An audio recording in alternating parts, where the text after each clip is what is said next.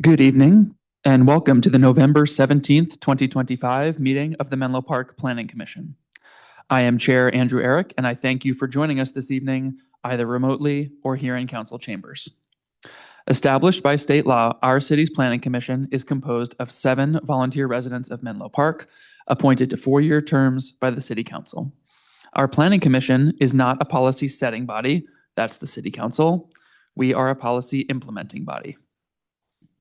We review development proposals for compliance with our city's general plan and zoning ordinance, which can both be found on the city's website.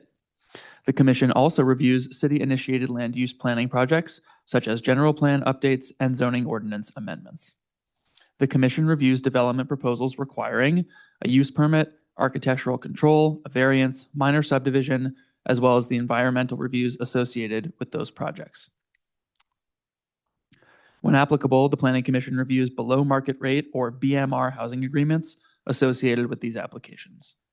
The Commission is the final decision-making body for these applications unless appealed to the City Council.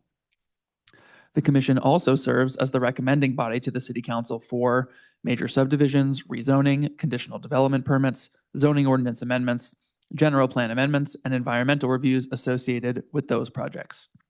If applicable, the Planning Commission reviews and makes recommendations on BMR agreements associated with these projects.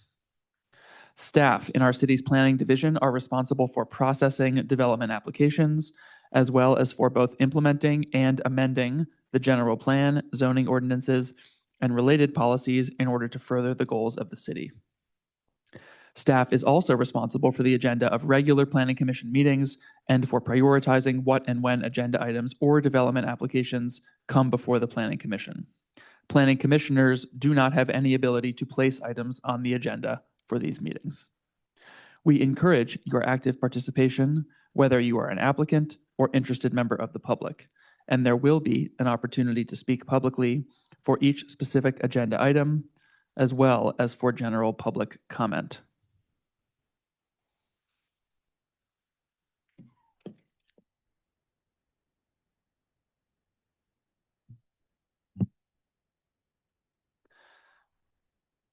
With that, I will call the roll. Commissioner Doe. Here. Commissioner Farrick. Here. Commissioner Schindler. Here. Commissioner Sillen.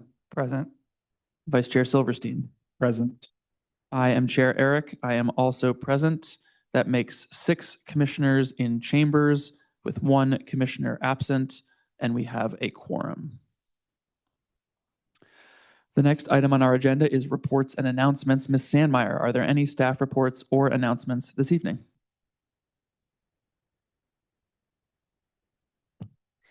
Yes, good evening, Chair Eric and commissioners.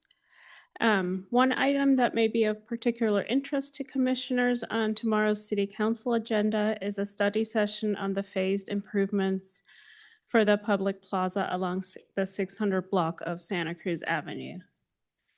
That completes my updates, but I'm happy to answer any questions. Thank you, Ms. Sandmeyer. Do any commissioners have any questions regarding those updates?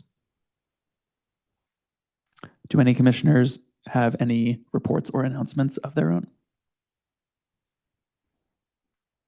Okay, I have a brief announcement, which is mostly for my fellow commissioners, although it may be of interest to the public as well.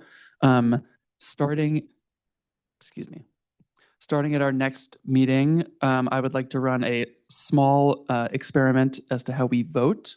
So currently, or at least as far as I've been on the Planning Commission, we've used roll call votes where I call every commissioner's name in order, and each of us say our vote. For the most part, that's going to stay the same, but for 3 particular types of votes, I would like to experiment with a show of hands vote. So that's for the consent agenda, for continuations that are noted on our agenda, and for any extensions to a meeting that has to go after 11 p.m.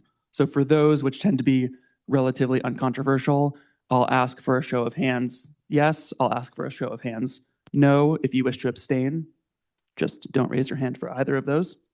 And then I will read the output of the vote. We'll see how this goes. And if you have any feedback, please let me know. I'll note lastly that at any time, any commissioner can ask for a roll call vote if you would like to do so. And any items that are pulled from the consent agenda, we will still do a roll call vote. The consent agenda itself, we'll try voting on with show of hands. And this is just to make better use of our time and better use of the time of applicants and interested members of the public who join our meetings.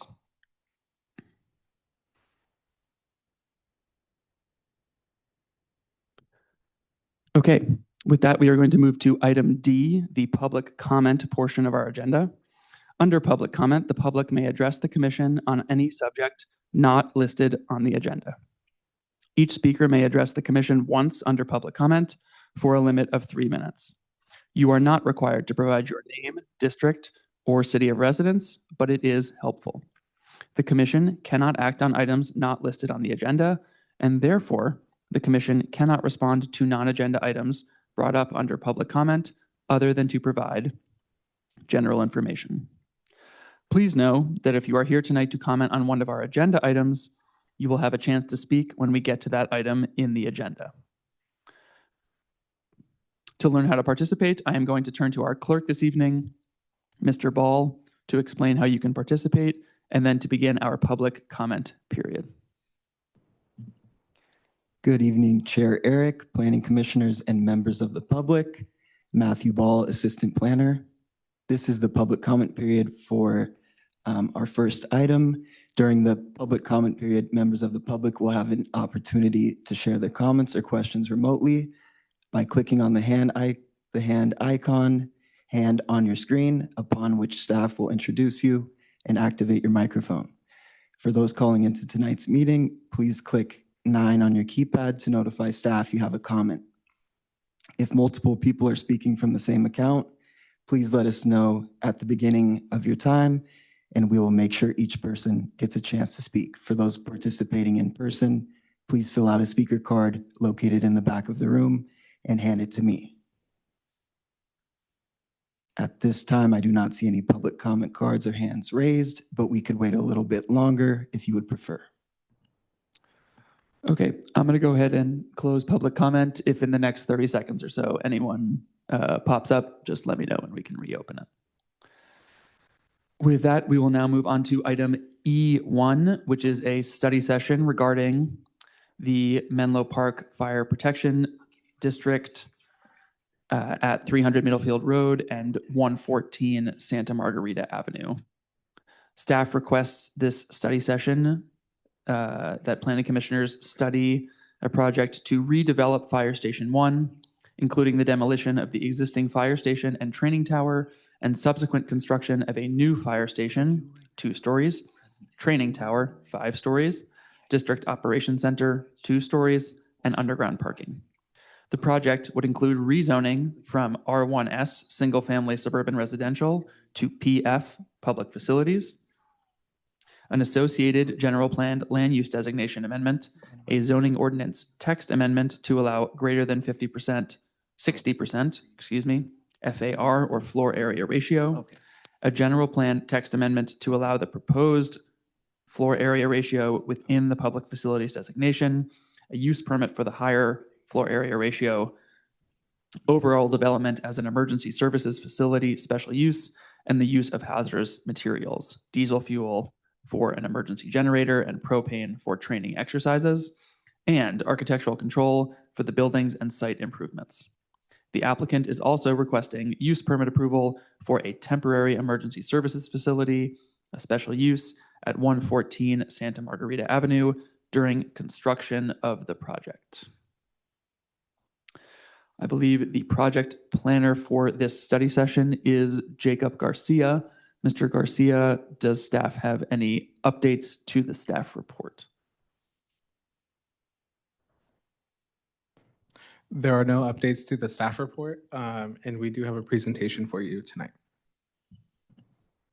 Okay, in that case, I would welcome the presenters up to the podium, and we look forward to hearing from you.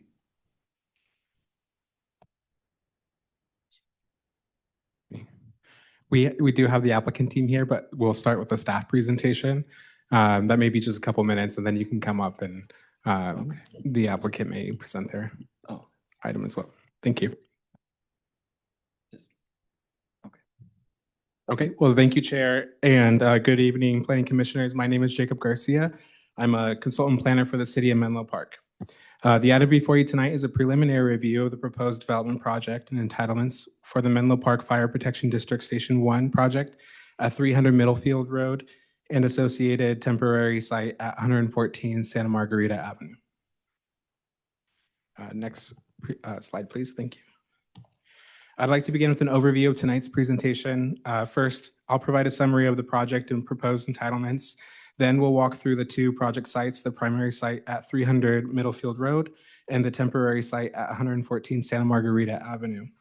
After that, I will outline the next steps in the review and the entitlement process. The applicant will then present additional detail on what is being proposed, including the design and programming of the proposed facilities.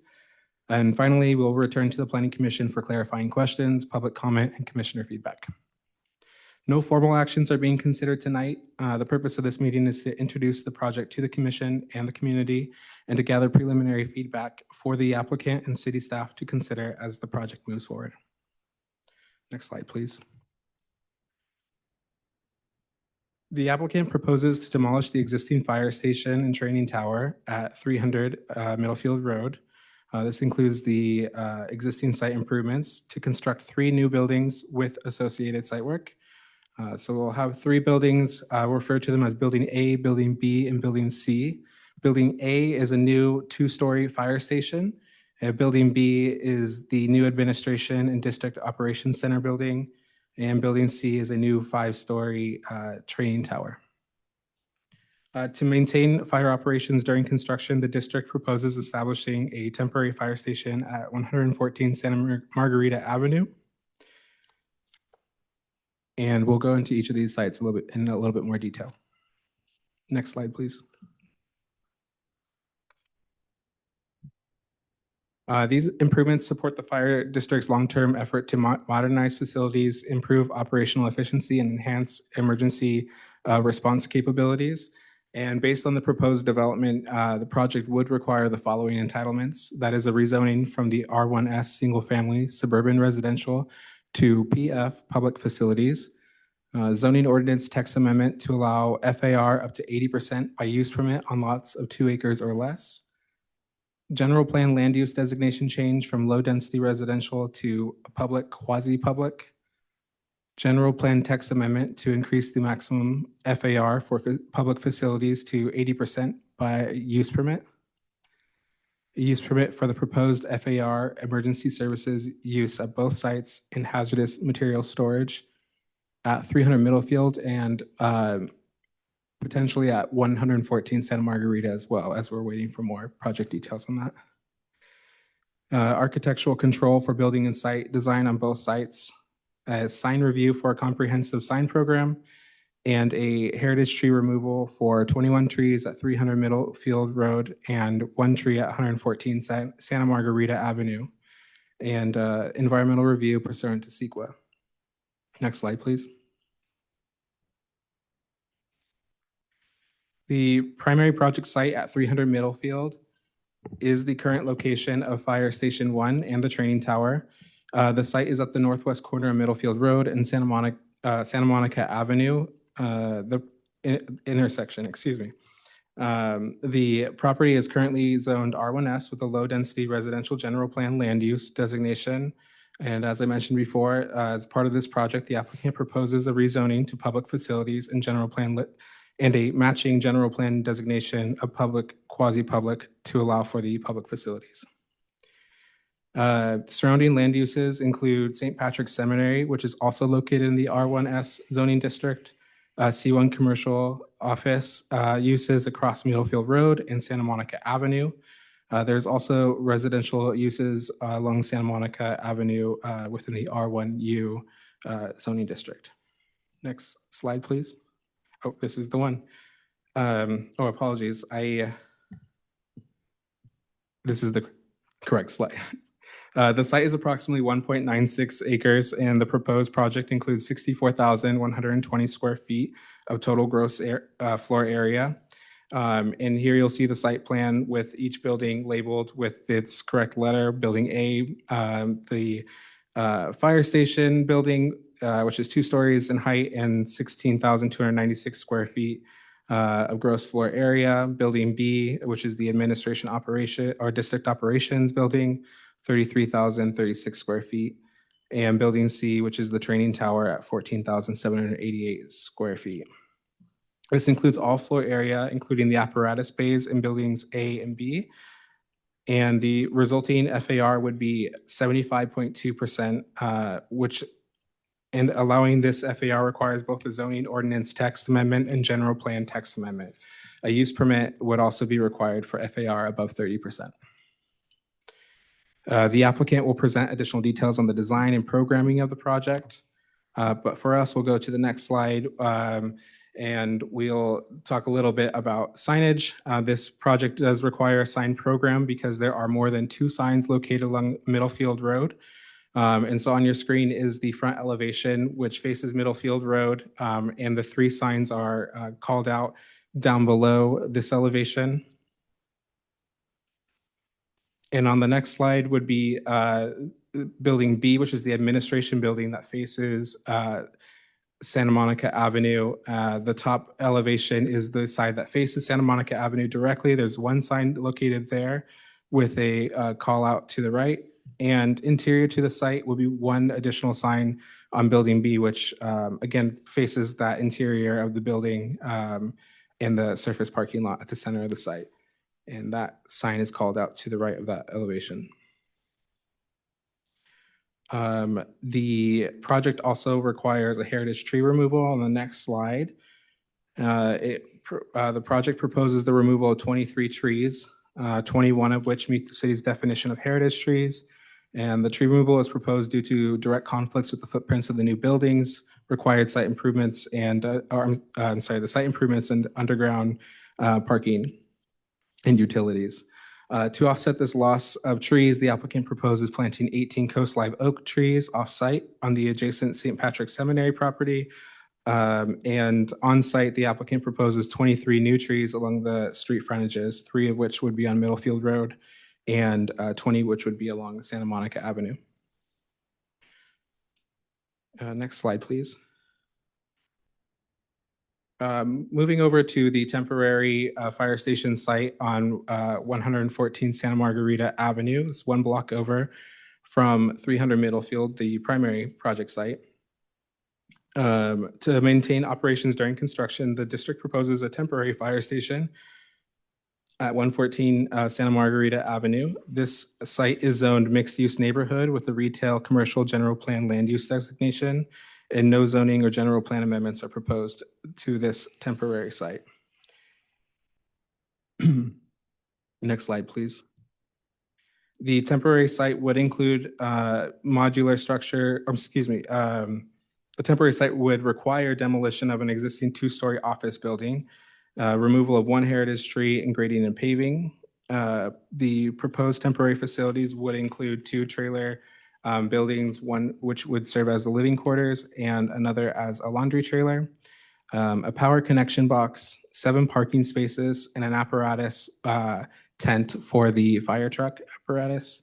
The heritage tree proposed for removal is tree number 24, a 66-inch coast redwood due to conflicts with the proposed paving and driveway layout, which would be needed for the proposed layout that's on your screen here. So you have the existing site plan on the left-hand side showing the location of the heritage tree, and on the right-hand side is the proposed site plan with reference to where the new grading and temporary facilities would be located. Once the project at 300 Middlefield is complete, the temporary facilities would be removed and the site would remain as parking until it itself is developed or is sold. Next slide, please. The city is finalizing, so for next steps on this project, the city is finalizing consultant services to begin CEQA environmental review. The initial work would include preparation of an initial study, And depending on the identified impacts, if any, CEQA may result in a negative declaration. If no impacts, mitigated negative declaration, or an environmental impact report if significant impacts cannot be mitigated. The applicant will incorporate Plan Commission feedback and continue refining the plans and responding to city comments until the application is deemed complete. And CEQA review will proceed once plans are sufficiently advanced to evaluate and a consultant has been selected. The Planning Commission will ultimately review all entitlements and make recommendations to the City Council on the general plan amendments, the zoning amendments, and the text amendments. The Planning Commission will take final action on the use permits, architectural control, and sign review unless those actions are appealed. And for the temporary site, the Planning Commission would be the final decision-making body unless an appeal is filed. Next slide, please. And so for tonight's meeting, the Planning Commission is not agendized to take any formal action, but is asked to provide preliminary feedback on the proposed project and entitlements. The applicant team is here and has prepared a presentation for the commission. And after the staff and applicant presentations, the commission may ask clarifying questions, open the item for public comment, and then provide feedback to the applicant and city staff to consider as the project continues through the review process. With that, I conclude the staff presentation and I yield back to the chair. Thank you, Mr. Garcia. I think at this time, I would like to call up the applicants. I believe it's Mr. Dunkley and Ms. Clancy to give the applicant presentation or to begin it. Thank you.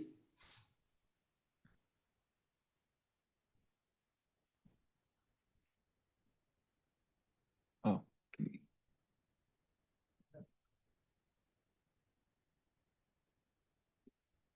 Good. All right. And sorry, can you move the microphone very close to your mouth? Thank you. Is that better? It was better. Oh.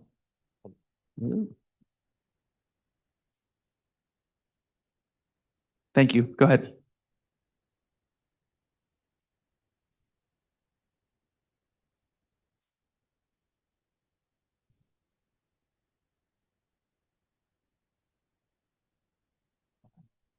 Sorry, Mr. Ball, can we confirm that the microphone is on? Yes, the microphone is on.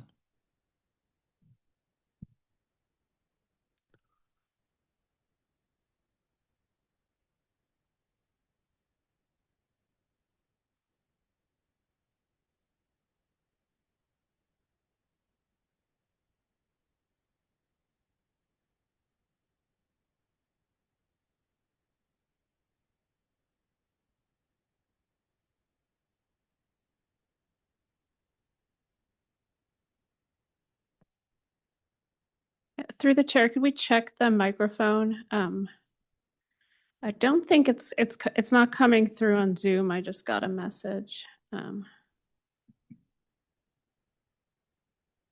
Yeah.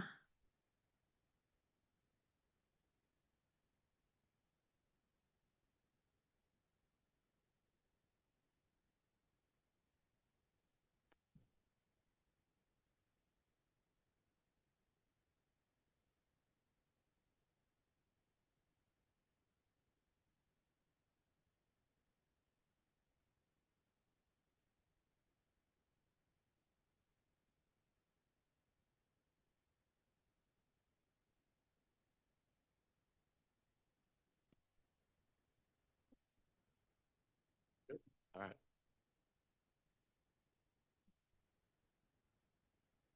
All righty. Is this better? Good.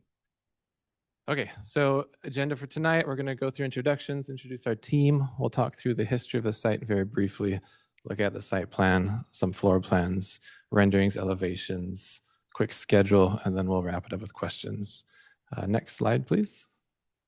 So my name is Austin Dunkley. I'm an associate principal with PBK Architects, also project architect on this team. We have Kelly Clancy tonight, also a project architect. Bill Louie is a principal architect with PBK joining us. And then representing the fire district, we have Chief Lorenzen and Jonathan Hitchcock. Next slide, please. So the existing site, the fire station and training tower were built in 1955. Since then, the fire district has expanded the site with purchasing land from St. Pat's, both on the east side and the north side of the site, bringing the total area just under 2 acres. So the facility has been operational for over 70 years. And as you can imagine, over time, things have started to deteriorate. The infrastructure is not in great shape and in many places needs to be replaced or repaired. On top of that, they have reached the limit of operational capacity on the site. They're not able to house the equipment, the vehicles. They're not able to perform training functions needed to truly serve this community. And on top of that, it honestly does not meet code anymore. Accessibility code, fire life safety code, structural code. Next slide, please. So this is the new proposed site. 2-story fire station on the left-hand side. That's on the corner of Middlefield and Santa Monica. On the center of the site, you'll see our new training tower, 5-story training tower. And on the right-hand side is the new admin building. We did look at a few different options when laying it out. This one made the most sense for a number of reasons. First of all, we knew that the fire station wanted to be right up against Middlefield. That's how they respond now, and it makes the most sense to continue to respond that way. That's a busy road with quick access to get in and out of the site. The training tower, ideally, we wanted 360-degree access around this so you could train on all sides. And so we knew that we would put it in such a location where we could maximize clear space around it. So the middle of the site made sense for that. And the admin building on the right-hand side, that's the L-shaped building that you see. That shape is intentional. It's intended to act as a buffer to separate the neighborhood from the activities happening on site. So it's a visual barrier as well as a sound barrier. Now, access and circulation into the site, on the north side of the fire station, that's where the main fire truck response drive or return drive is intended to be. So trucks will be returning off of Middlefield, looping around, and then responding back onto Middlefield. Staff vehicles also have the option to use that north access point.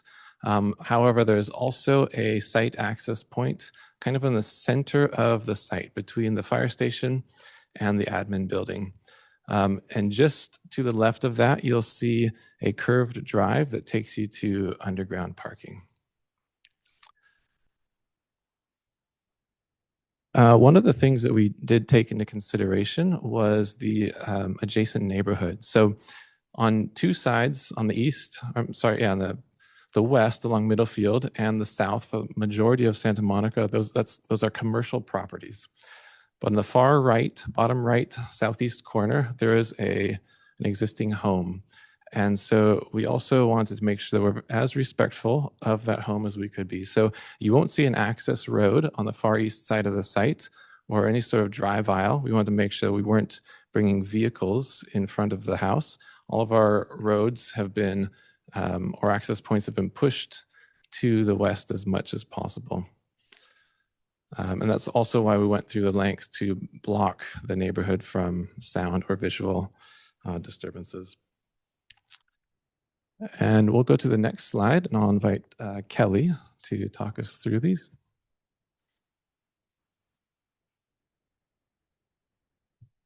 Hi, everybody. Hopefully you can hear me okay. Thank you. Sure. So in order to remain fully operational during the construction of the new fire station, we have opted to create a temporary facility at 114 Santa Margarita Avenue. And at that site, we will house temporary structures. There will be a trailer for fire staff to be able to stay overnight in. There will be a fitness and laundry trailer for those fire staff to be able to use. And there will be an apparatus bay tent so the fire apparatus can be safe as well.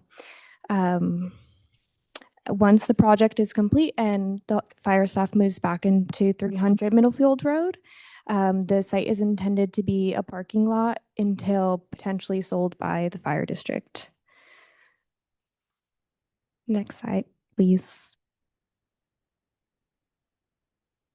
So at the Fire Station 300 Middlefield, we are intending to have an underground parking garage. This will provide parking for fire staff. There's also room for future expansion as the Menlo Park Fire District continues to grow. It is intended also for public to use the underground parking. They'll have direct access into Building B, which will have a meeting space for any public events. They'll be able to easily access that space as well.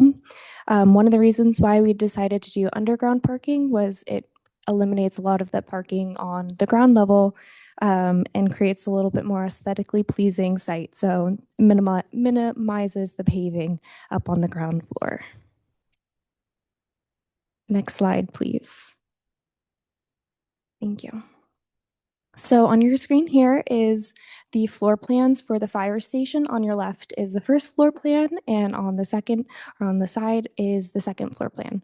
So on that first floor will kind of be more of the industrial firefighters space. So the large space in the middle is the apparatus bay. To the north is kind of their uses. For example, workshop, their turnout gear, they'll house that there. Decon room where they'll be able to hose down their gear. And on that southern portion is more geared towards business. So the firefighters will have a couple offices there. There'll be 2 captain's offices and 2 additional offices for the battalion chief and a cadet study. On the left-hand side of the screen on that first floor is a lobby space where the fire district intends to place an antique fire truck. So that'll be visible from Middlefield Road as you're driving by, or as pedestrians walk by, they'll kind of be able to get a glimpse of the history of the fire station right there on the corner. On the second floor is the residential piece. So there's 14 dorm rooms for firefighters, and there's room for additional growth for the district as well. Restrooms, day room is where they can decompress after a stressful day. Kitchen, all their uses to be able to stay overnight during their shifts.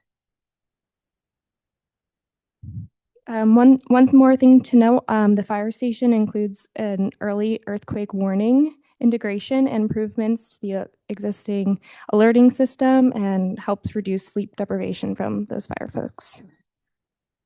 Next slide, please. So now on your screen is the Building B, kind of far on that far side of the site, as Austin showed before. This is intended to be an administration building and district operations. So on the first floor, there's a large multi-purpose room on the south. As kind of mentioned before, this will be used for training purposes, to have presentations, also can be open to the public for public events as desired. The center portion has a couple of offices, locker rooms, and the north part is an apparatus garage, so the fire district can store any apparatus there. It kind of removes that from the paving, so kind of tucks that away in the back of the building, and a lot of storage for the fire district's use as well. On the second floor is administration use, so ample offices for current and future growth.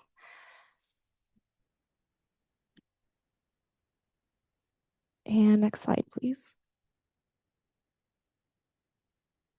And finally, the 5-story training tower also has a basement and roof level for training purposes. They're able to mimic lifelike fires and be able to train their staff to be ready for an emergency.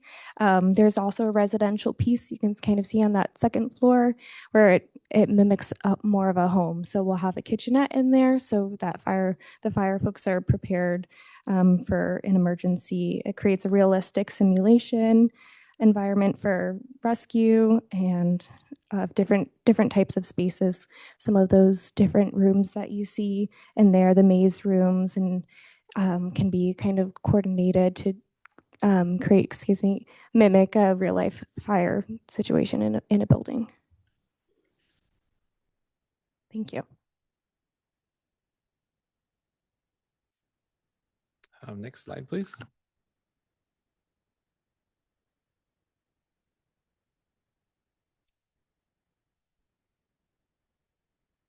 So what you're looking at here is an aerial view of our site.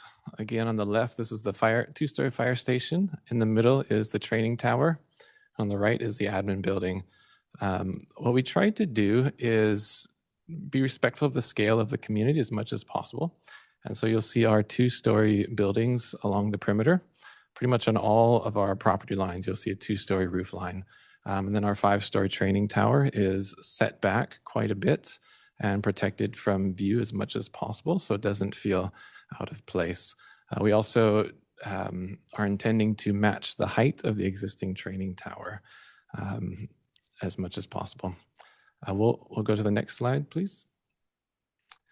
So this is the front elevation of the fire station viewed across Middlefield Road.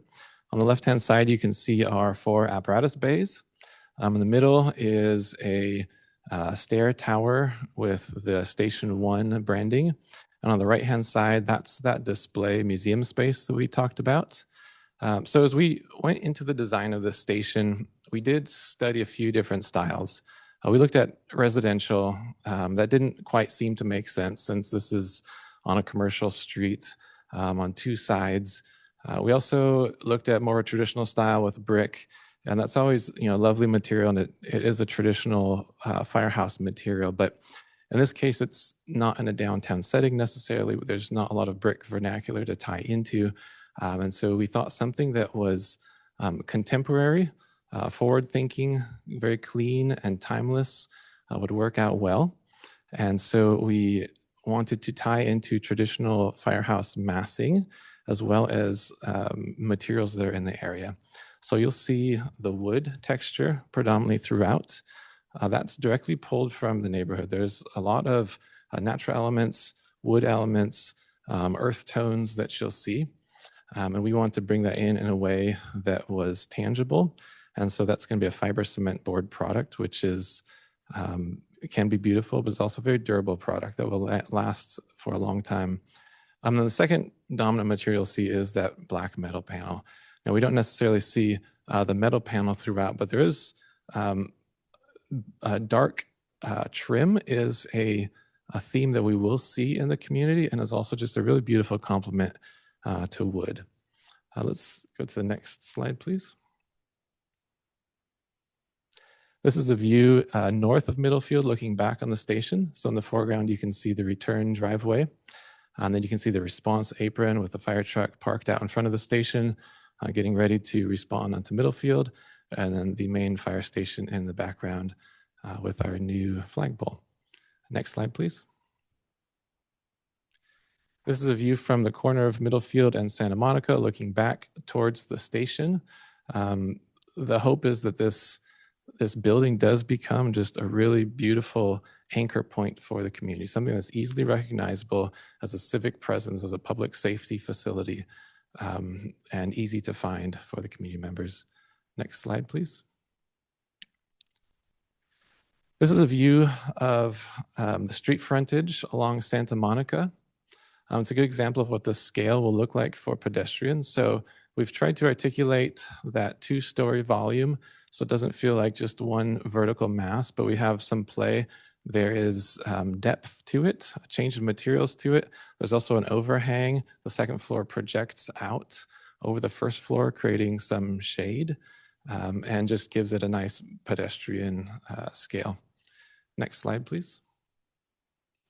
This is a view, if you're standing on Santa Monica between the fire station and the admin building looking towards the training tower. This is probably the area where the tower is the most visible. So we did want to make sure that what you do see is still visually pleasing. We have a color scheme that ties into the rest of the campus.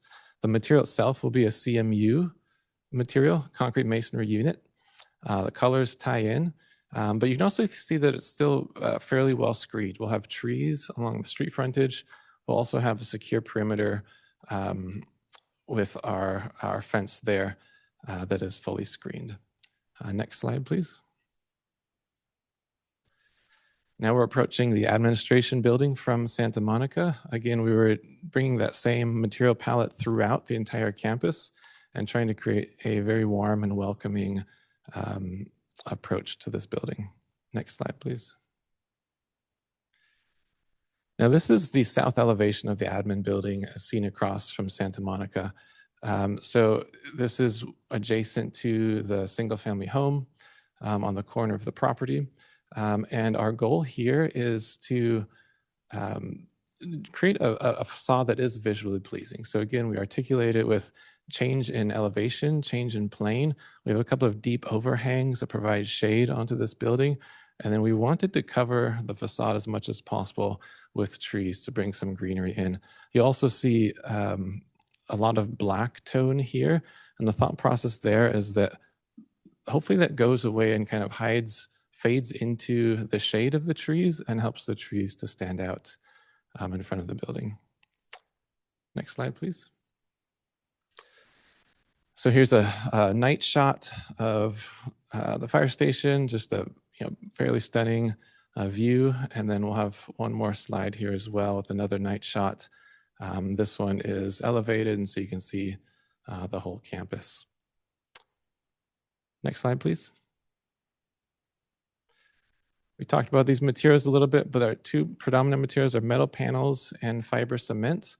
The metal panels are kind of interesting because they are meant to kind of reflect and absorb the colors around. So it's not intended to be like a static black necessarily, but to kind of mimic the environment. So for bright blue skies, you'll see some of that blue hue reflected in the panels. It just gives a little bit of a dynamic component. Beyond that, fiber cement wood panels, CMU, we talked about native trees and drought tolerant landscaping, and then wood and tube steel fencing will be the other materials you'll see on site. Next slide, please. So schedule, we are currently on the far left side of this through the design development phase planning review process. Assuming this goes well, we're looking to jump into construction documents next year, submit to the building department fall of 2026. And then we're projecting a 3 to 3.5 year construction timeline, starting in mid 2027 and finishing in 2030. Next slide, please. And I believe that wraps it up. So thank you so much for your time, and we're happy to take any questions or comments at this time. Thank you very much, Mr. Dunkley and Ms. Clancy. Before we move to public comment, do any commissioners have any clarifying questions for staff or for the applicant team? Commissioner Farrick. Sure, just real quick on that last point on the timeline, it's a question for staff, so through the chair, what is the approval process? I thought this was a study session. This is a study session. There's no formal decision tonight. This is preliminary feedback for the applicant to incorporate into their construction documents as they move forward. We still have a level of environmental review to conduct, which will put us into early 2026 for a more clear timeline with respect to the environmental review. But yes, it still does need to go through Planning Commission for formal action and recommendation to the City Council. Great, and it sounds like that would be toward the end of that construction phase on the timeline. They just showed somewhere in that range and sometime in a year or so. Potentially, there are some variables there, the environmental review being one, response to comments being another, just making sure that the plans are consistent with the city policies, development standards, and that the application reflects what was discussed here. And yeah, and then we can start to move it forward through those public hearings. Thank you. Commissioner Schindler. Thank you. I have one quick clarifying question for the applicant and one for staff. My question for the applicant is with regard to the administrative building. When the project at 300 Middlefield is done, will all of the district staff that are currently at 170 Middlefield be relocated to Building B? I think that's what was implied in the project description letter, but I wanted to confirm that. Yes, that's the intent, that everybody would move over to building B on 300 Middlefield. Okay, so nobody would be left in 170 Middlefield. Correct. Okay, thank you. And then my clarifying question to staff is, I know that we are not contemplating rezoning 1 and 14, Santa Margarita at this point. But I am curious, at what point, if ever, would that, what we're calling the temporary site, need to be rezoned?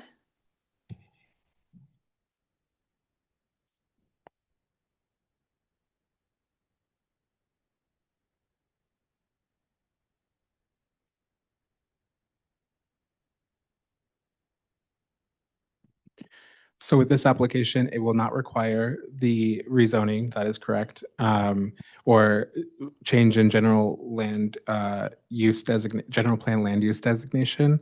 So there's no specific timeline for when something like that would need to happen.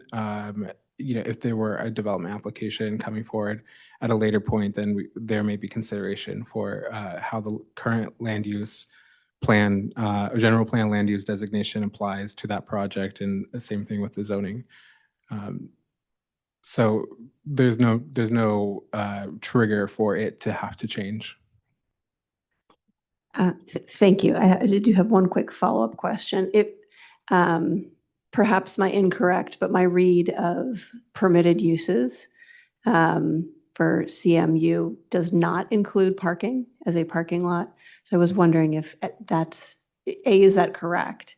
And B, at the point at which it's exclusively used for parking, what would we consider it? That's a good question. I don't have the answer off the top of my head, but I can research it as we continue forward. Thank you. Those are the end of my clarifying questions. Through the chair, if I can add a little bit to that. So the temporary site has a different zoning. It's the CMU, and that allows like a fire station use through a use permit. So that's part of the difference there. Thank you. If I may, through the chair, is my interpretation correct that it is not a permitted use, parking is not a permitted use or on a CMU parcel? Yeah, I think it would depend if it's parking for the fire station. I think we'd need to look into it a little more. Yeah. Thank you. Commissioner Sillen. Thank you. I think this is a question for the applicant. I was wondering about the sidewalk that surrounds the property right now. From what I can see, at least on street view, my recollection of that area, it's I don't even know what to call it, but there is like space for a pedestrian surrounding the property, but it's not elevated versus the street. From the 3D renderings, it looks like there will be like a sidewalk with a raised curb, except for where there's like the driveways. I just want to confirm that's correct. Yes, that's correct. Okay, thanks. I don't have any more clarifying questions. Vice Chair Silverstein.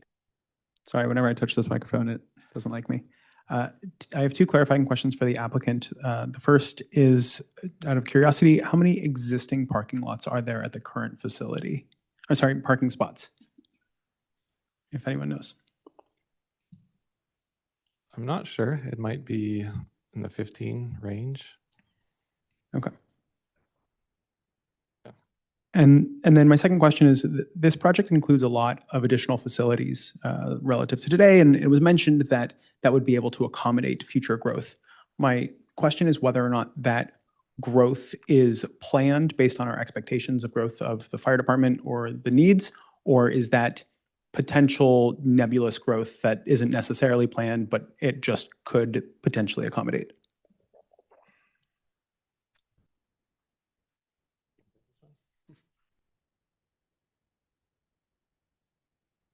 So back in 2020, the fire district. Sorry, can you just state your name and who you are, please? Thank you.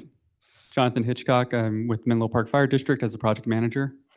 Back in 2020, the fire district did a facilities needs assessment, at which point the architect at that time, not PBK, but a different architect team, met with all the management of the fire district, talked with each of them, determined what they projected the future growth would be.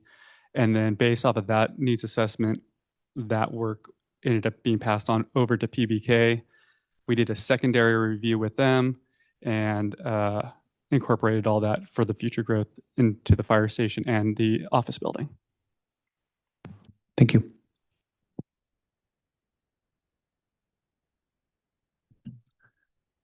Okay, I am seeing no other clarifying questions, and therefore I would like to move us to public comment on this item. Mr. Ball, could you please provide instructions regarding public comment and start the comment period for this item E1? Thank you, Chair Eric. This is the public comment period for item E1. As a reminder, members of the public in the council chambers can provide me with a public comment card in order to speak. For those of you joining via Zoom, please press the hand icon to indicate your desire to speak.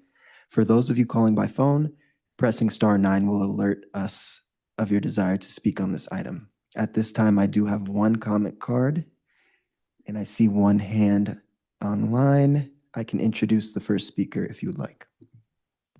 Please go ahead. Okay, the first speaker is Jeff Schmidt. Okay, and as a reminder, you'll have 3 minutes to speak. Thanks. Okay, give me 1 second to set up the timer. We're being on this. Okay. Great. Okay, you can go ahead. All right, Chair Eric, Vice Chair Silverstein, Commissioners, my name is Jeff Schmidt. I'm a resident of District 3. I'm a city council member representing District 3. I'm here tonight, why don't we say as a resident paying a lot of attention to what's happening across the city. I wanted to repeat something that I mentioned at the Menlo Park City School District School Board meeting last week as they were talking about development of their Laurel campus. I have 2 observations about projects that are happening at this moment in time. One is in the Middlefield corridor, I think we often talk about SRI, we talk about USGS, but I wanted to call attention to the fact that also around the same time, things will likely be happening with AD Willow, whatever that ends up being, and the firehouse improvements. So those items are all going to be happening within a 3 to 5 to 7 year period of time. And when you combine the traffic and the transportation needs along with some of the challenges we have on Willow and Ravenswood, that's one observation as we look at these projects. The second observation is building on what Vice Chair Silverstein said. I know most of you are aware that the 7th cycle of housing planning for RHNA numbers is coming up actually really soon. And I don't see any indications that the factors used to determine what our allocation is going to be in the 7th cycle are going to change.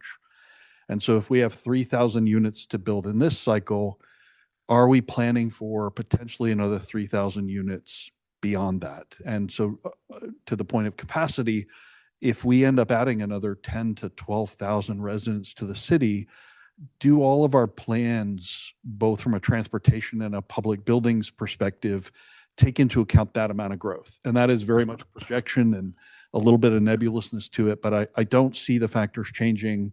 I can see us taking on another 3,000 units, potentially even more. So I made that observation at the school board. As I mentioned, I wanted to mention it here as well, because I feel like as a city, it would be wise of us to plan that far ahead. So thank you for the chance to comment. Really appreciate it. And thank you for your service, as always. Thank you for your comment.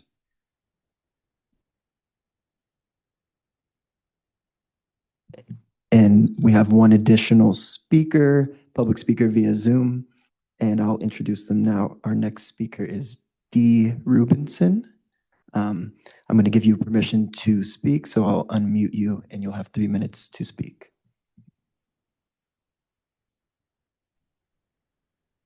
Thank you very much. I don't know if there's video or not, but anyway, my name is Dean Rubinson. I'm the Director of Development for Ellis Partners. We own the office building across the street from the temporary site right across on the corner of Santa Margarita and Middlefield. And having received this notice just the other day, we've reviewed the plans. We certainly are very supportive of the fire department and the city doing what it needs to plan for the future and for public safety. The temporary site has, it seems, much less development in terms of drawings. And being directly across the street from it, we have some concerns and questions and want to encourage the Planning Commission to require the applicant to further develop the plans there. It's very rudimentary, and we understand that it's temporary, but as the people who will be probably living across or occupying the building across the street from it for several years, perhaps more, we want to make sure all due diligence is applied to that site as well. Looking at the plans, it seems like there's a 7-foot high wood fence, which may not do the job to screen a 15-foot high apparatus tent, as well as the other components. So we encourage the commission to consider a higher fence there. We also recognize that this is a sort of suburban wooded site with two large trees and other plantings. We encourage the Planning Commission to require there to be planting in front of the fence to mitigate the visuals on our building. It's a long fence, and having some quick growth trees or plants could be helpful there, as well as considering keeping the large tree. It looks like one tree can remain, the other one maybe not, but by losing one parking stall, it looks like the tree on, I guess, the southeast corner might be able to remain as well, which could really restore the sort of green and calming setting that's there now that would be dramatically disturbed by this. And then I would like to get a better sense of the timing. There wasn't much in the packet. The schedule came up very quickly and flashed off the screen. So if somebody can explain when would this start, when would it be converted to parking or some subsequent use, it would be helpful to know. Thank you. Thank you for your comment. At this time, I do not see any additional public comments, comment cards, or hands, but we can wait a little bit longer or close out the comment period if you'd like. I think at this point, people have had enough time. If anyone jumps on in the next few seconds, please let me know. But I'm comfortable at this point closing public comment and moving us into commission discussion. As a reminder, this is a study session, so there is no formal action that will be taken by the Planning Commission at this time. That being said, I welcome any comments, questions, and discussion from my fellow commissioners.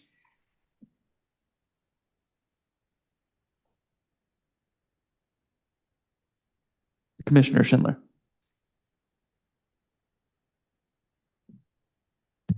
All right, Kate, I have been outed as having questions, so I will go ahead. Thank you, Chair. I will wanted to follow up on my clarifying question about zoning. So I have more one observation as it relates to zoning for the primary site, the proposed rezoning, and then a question as it relates to the temporary site. So this is, as stated in the staff report, an example of rezoning a single-family single-family zoned parcel. And it reminded me of some things that were discussed in a broader context back in 2022 when Measure V was put before the city. And I wanted to confirm my understanding, perhaps of a hypothetical, but had that ballot measure passed, could you confirm my hypothesis that the development of this lot would have required a citywide referendum before we could proceed, before the fire protection district could proceed? I think this is a question for staff.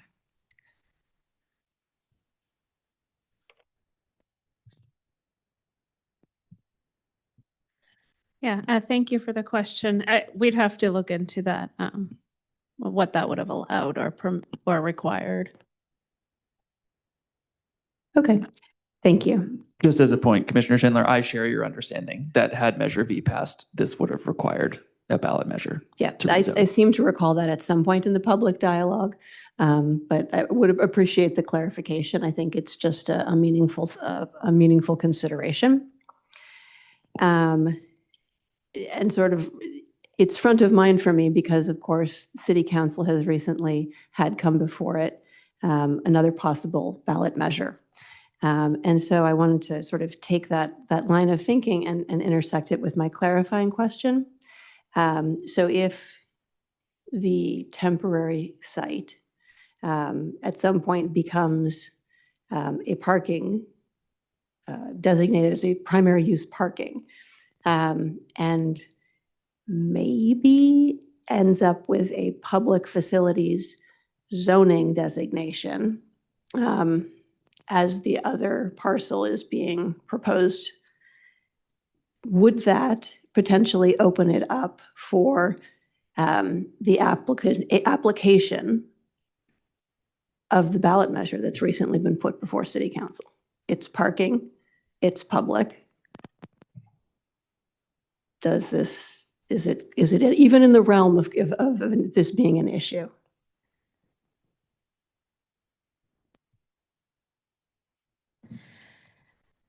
Yeah, I think that would be something we need to look into also, and probably also get some more information from the applicant about their long-term goals on that site. Okay, thank you. I think just given some of the things that came up in public comment this evening about just the broader, the volume and the intensity of work that is happening in that particular neighborhood, as well as some of the broader issues that are facing City Council and may end up in front of this Planning Commission. I just wanted to tee it up as a question.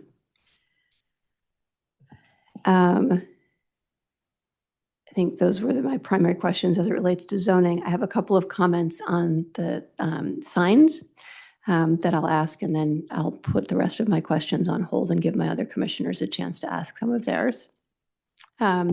So the initial proposal calls for 3 signs that's called out in the staff report along Middlefield.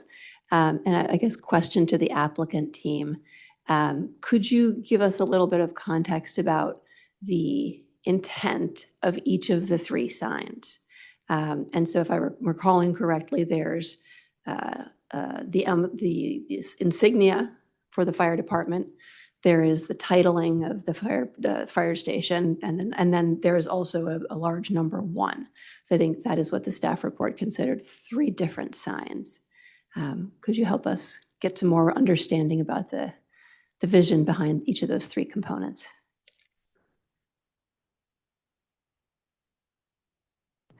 Oops, I'm not sure it's on. Yeah. Sorry, if you could just wait 1 second. Okay. My apologies. How about now? Good. Please go ahead.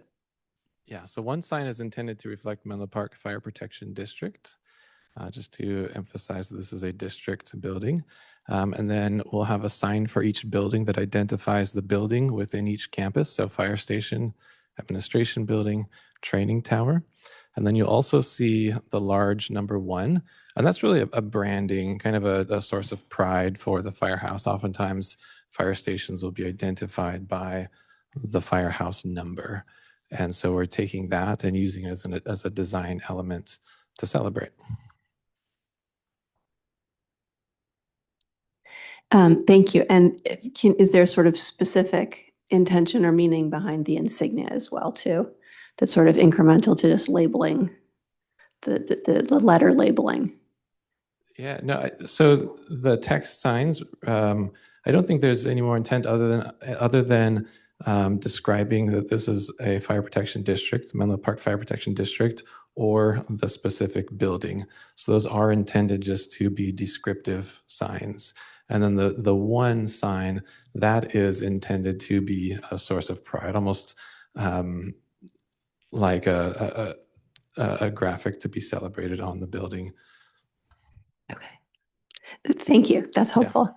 So I think one of the pieces of feedback that the staff report has asked for is some feedback on the signage.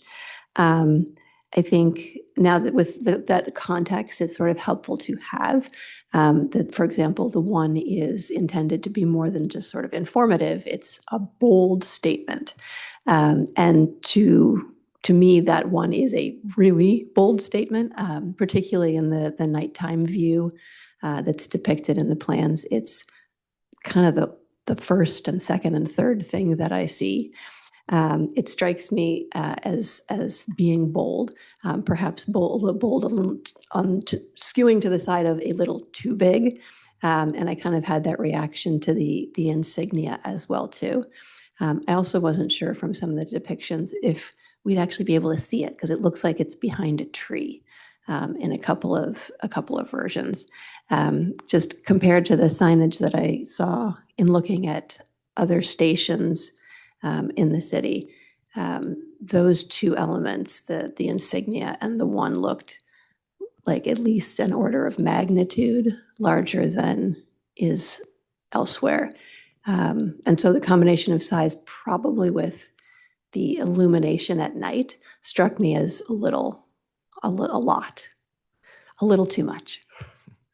Add one small piece to that. Number Please. It is intended to be illuminated, but also tied into the alerting system and have the ability to kind of communicate with the community what might be happening. So maybe there's a call and there might be a certain tone to that color that we give that people become familiar with, right? And then as there's maybe community events, that color could also change to celebrate, a Christmas parade or something like that, or maybe a sports team that wins, so it's intended to be kind of this community connection point as well. It sounds like it's almost sort of has an artistic element to it in that description. Thank you.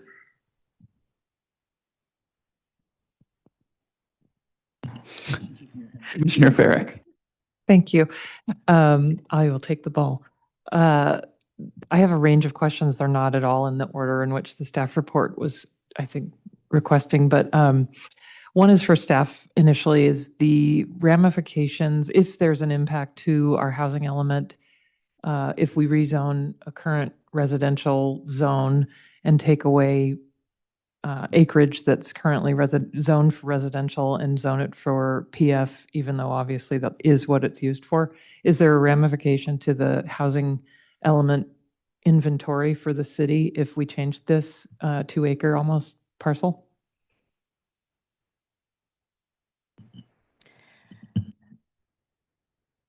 We'd have to look at the specifics. I think the inventory wouldn't change. It's not taking away housing. So I think that's the important part. It's already developed as a fire station and has been for a long time. It does take away the potential for housing. However, so part of the housing element is that you've zoned for housing. Anyway, okay.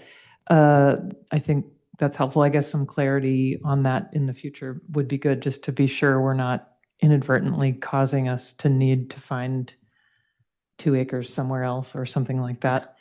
And then the other question for staff I have is regarding the tree requirements.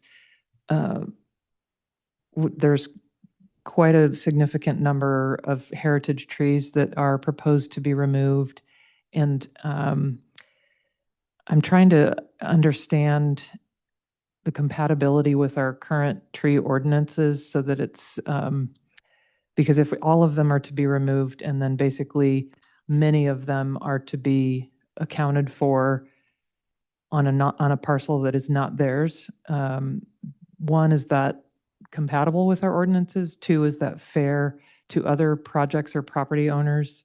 3, what are the downstream effects to Seminary Oaks should they decide to develop portions of their property in the future and then have more trees that they're then accountable for? So I'd love some kind of insight as to what the staff is, how you're viewing this tree the pretty dramatic change in heritage trees on the site.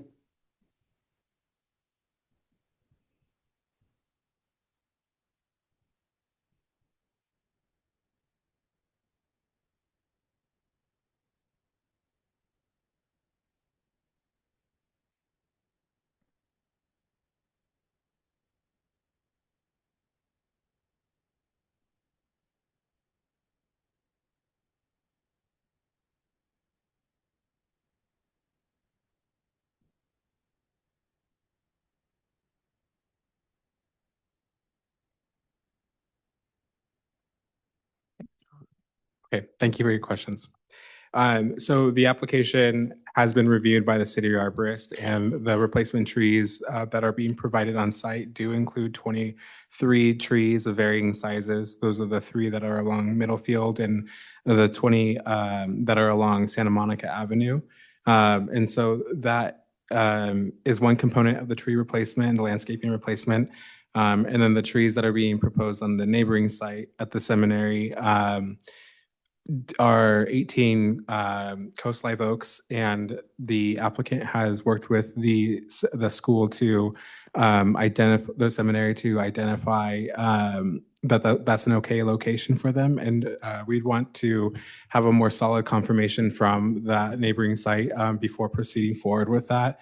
But hypothetically, they could come forward with some sort of application that would consider maybe changes to the landscaping on their property, as that is, a separate property that is located on their site. But so it's kind of a combination. I think it's more so providing adequate landscape screening, and then the replacement trees are being supported on site through the screening, not the screening, excuse me, the plantings along Santa Monica Avenue and Middlefield. Okay, thank you. I think that helps. I think when we get to later stages of this, it'll be good to just understand the how that impacts our ordinance and if that kind of decision would apply to other potential projects. The other thing I just would note is that, that my understanding of why we have these tree ordinances is that it's to keep the climate cooler, improve air quality, manage stormwater, preserve the character of the city, and just improve public health, climate change resilience. So is there a city stance on how that, this parcel becomes a full lot coverage parcel, and with only trees on the very edge in certain spaces? So is that compatible with kind of the purpose of why we have the tree ordinances, or is there, or do you, and that's fine if you need to come back with information on that later if you don't have a reply yet.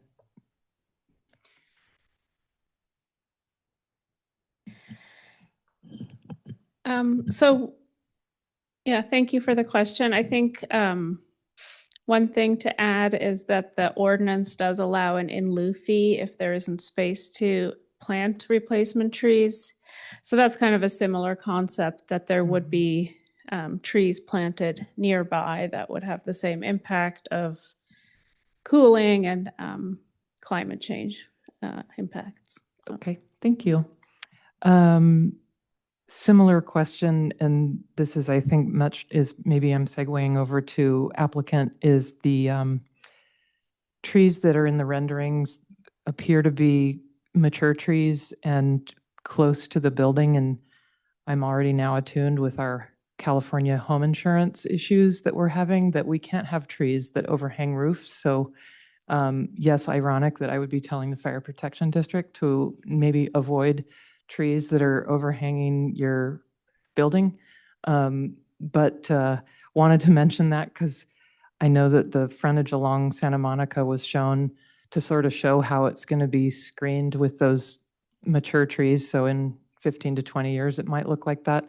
But that also is that future proofing that you might want to kind of determine the type of tree that would be compatible to be that close to the buildings so that there isn't an issue. And maybe in the future, since I know you're using more fire retardant, materials, that could be fine. But as far as I've been informed by home insurance. It's quite a challenge if you have trees too close. So I do have some comments or questions now for the applicant. And so the first one is for the FAR increase from 30 to more than 75%. It's quite significant. And so typically that would come with sort of some rationale of why that's still a good thing for the city. And so I guess, I'm wondering if that might, if you have considered potentially adding a form of interim or temporary housing for your staff to one, continue with some of the housing, zoning that you already have.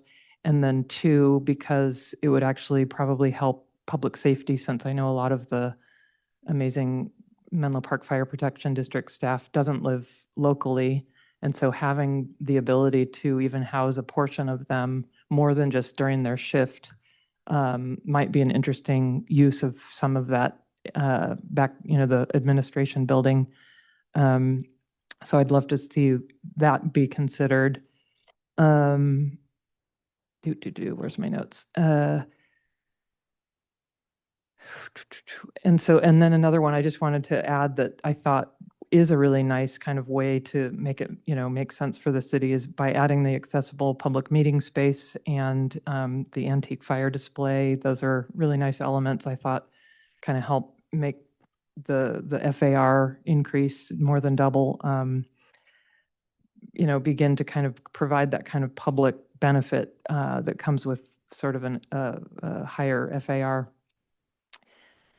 From a design standpoint, I'm supportive of the design aesthetic, the modern style. I would like to see it the next time you're back, the Santa Monica rendering without the full mature trees. I'm sorry, my notes are a little out of order. And then really this is maybe a question not so much for the architect team, but for either the project manager or the chief. This one's more of a kind of an overall vision for the project question. Your organization is known for incredible search and rescue, ability to respond to major incidents regionally and nationally, and you run comprehensive emergency services. We're all proud and, we all depend on these. So my question is is part of the vision for this expanded future kind of capacity building encompass all of that, or is it focused, what's the vision for why you would want such a kind of like a facility like this?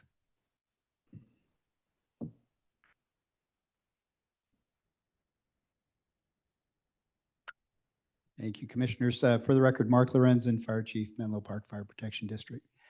That's a great question, and I think I have a couple of answers for that.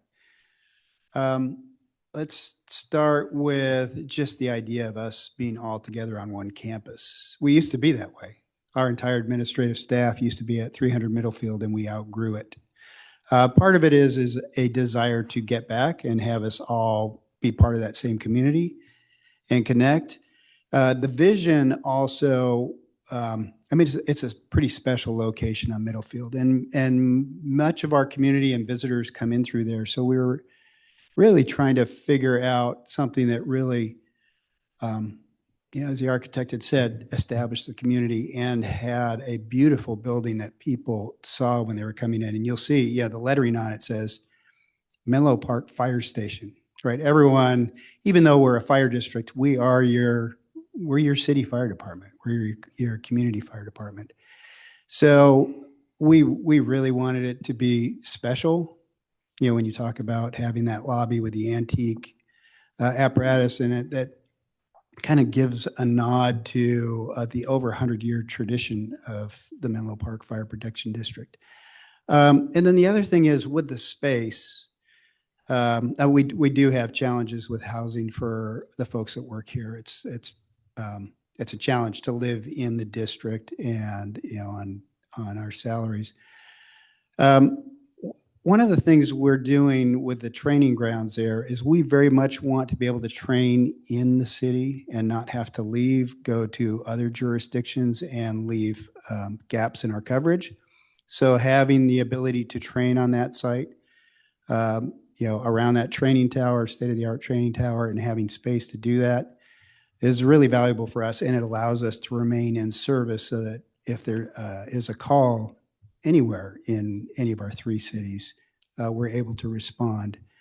And then size-wise also, as Councilmember Schmidt had said, we're very aware of what's happening in the city with the housing element and the needs for a growing community.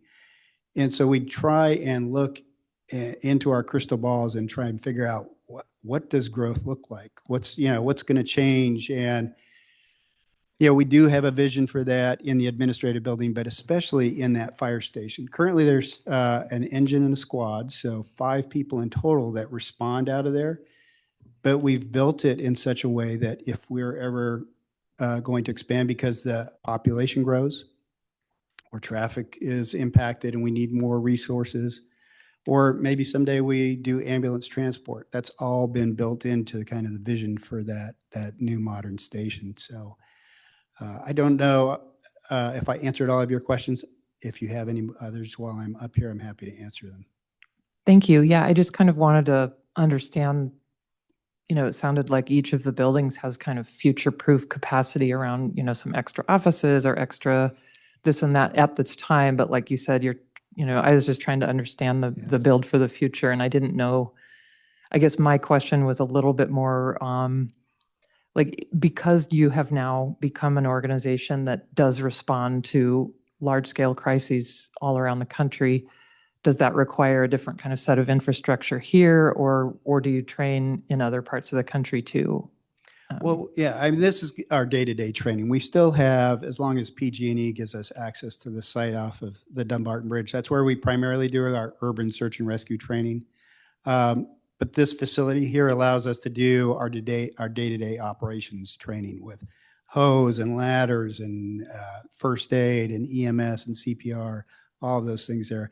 I'm glad that kind of tickled my memory. Just 2 weekends ago, maybe some of you attended the really wonderful pancake breakfast that we had at Station 1. This will allow us to do that and then some. As we had pointed out in the design for the admin building, we're going to have a large meeting room that is going to be for training.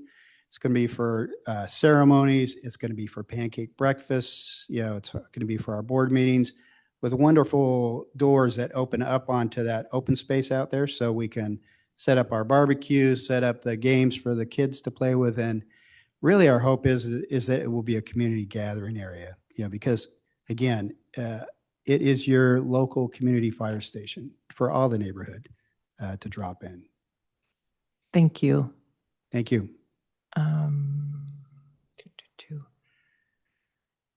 I guess it's not a question, but I would love you to consider potential, thought on how some transitionary housing might be incorporated into the project in the future.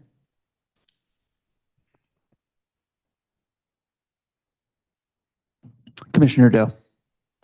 Thank you, Chair. I appreciated your giving a little context on, you considered just the context of where this is, a residential style, a brick materiality, and how you lean on the contemporary style. And like some previous commissioners, I really found the style that was the direction very striking. And we spoke about the metal panels and the wood, or like the fiber cement panels that look like wood. So that dark in the wood, I feel like it really plays with metaphors. I mean, I don't want to overstep my understanding of what firefighting takes, but the dark charcoal color and then the wood and the red frame. So I just wanted to say really found it to be quite striking. And to the previous discussion that Commissioner Schindler and you had on the scale, the number 1, again, very bold, very, very intentional, and not to diminish it, but I do agree with Commissioner Schindler that keeping all that artistic vision that you expressed with what that 1 can be, especially with such a special and strong number, I do think it's worth fine-tuning whether it's 7 feet or the 10 feet that's proposed, just to not overwhelm the humans that are biking and walking through the neighborhood. So I just wanted to make that comment. And speaking of scale, on the elevation on Santa Monica, and this is kind of the quieter elevation, there's these very strong horizontal, I think there's shading for the windows for the first level and the second level. And again, I really like that strong horizontality. And my only comment is, for those people experiencing that building along Santa Monica, consider maybe some sort of demarcation of that public lobby to building B, only to break up that length a bit. And just speaking to, how you're trying to respond to human scale along that elevation with the trees and such. And I understand, you just mentioned that housing is a problem, and Commissioner housing, people nearby, and Commissioner Farrick mentioned it too. And so I understand people may not be biking, but maybe I don't know if you've considered bike racks for when there are community meetings, and so people can come. And I didn't see them in the renderings or noted. And then this may be too much of a detail at this point, but if for the study session, I thought I might as well throw that out there. I too share concerns with Commissioner Farrick on the precedent that is set when replacement trees are planted off-site. But I think in the spirit of it being so close to the site, I guess it makes sense, and it feels like it's a very unique relationship that the fire station has with St. Patrick's Seminary. And again, the fact that it's so close to the site feels like it fulfills the spirit and the intent of the Heritage Tree Ordinance. So very much appreciate the generous planting of those 18 coastal live oaks, that they do have that space there on St. Patrick's, their property, to create a buffer when so many of the trees have been removed from that portion of the site that was acquired from them.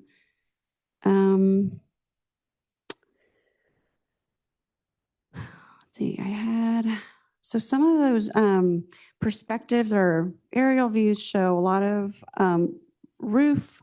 So I was wondering, down on the ground, it clearly needs a lot of asphalt and access for the apparatus and the training.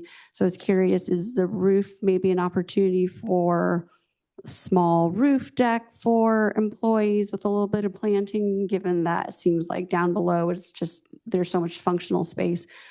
Solar panels, just those aerial views just kind of pointed out like there's a lot of maybe opportunity to do something with that additional surface if down below so much is being used for training and access. I think those are my questions. Sorry, my comments at the moment. Thank you.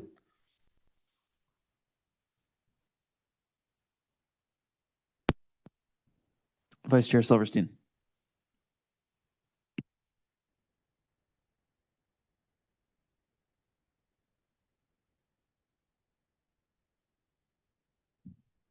I have one line of question for staff and then a couple comments on the project. My question for staff is, as part of this proposal, we are being recommended to change the zoning ordinance for public facilities to maintain the 30% maximum floor area ratio requirement, but allow for up to 80% under a use permit situation.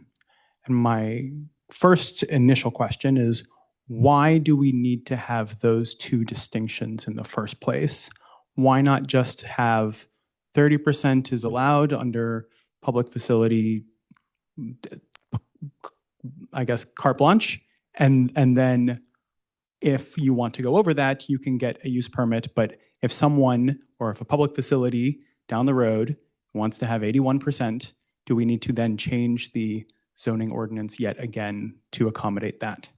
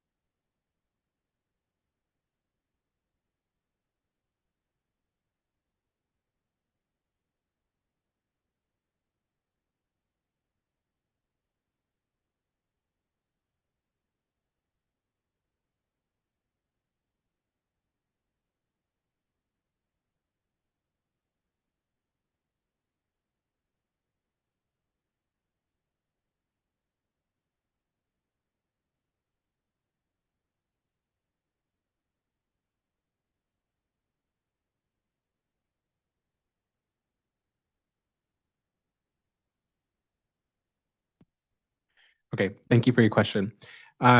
So the exact language for this amendment isn't fully proposed at this time or fully developed. It could look like many different things, but the overall intent and goal of this development would to be allow up to that 75.2% FAR, and so they are moving the 60% to 80%.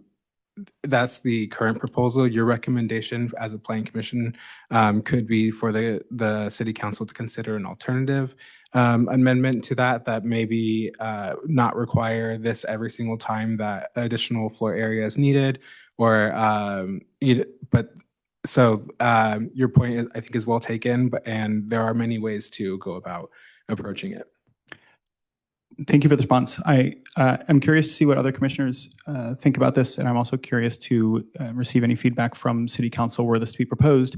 But my personal instinct is to not write our zoning codes on a project-by-project basis.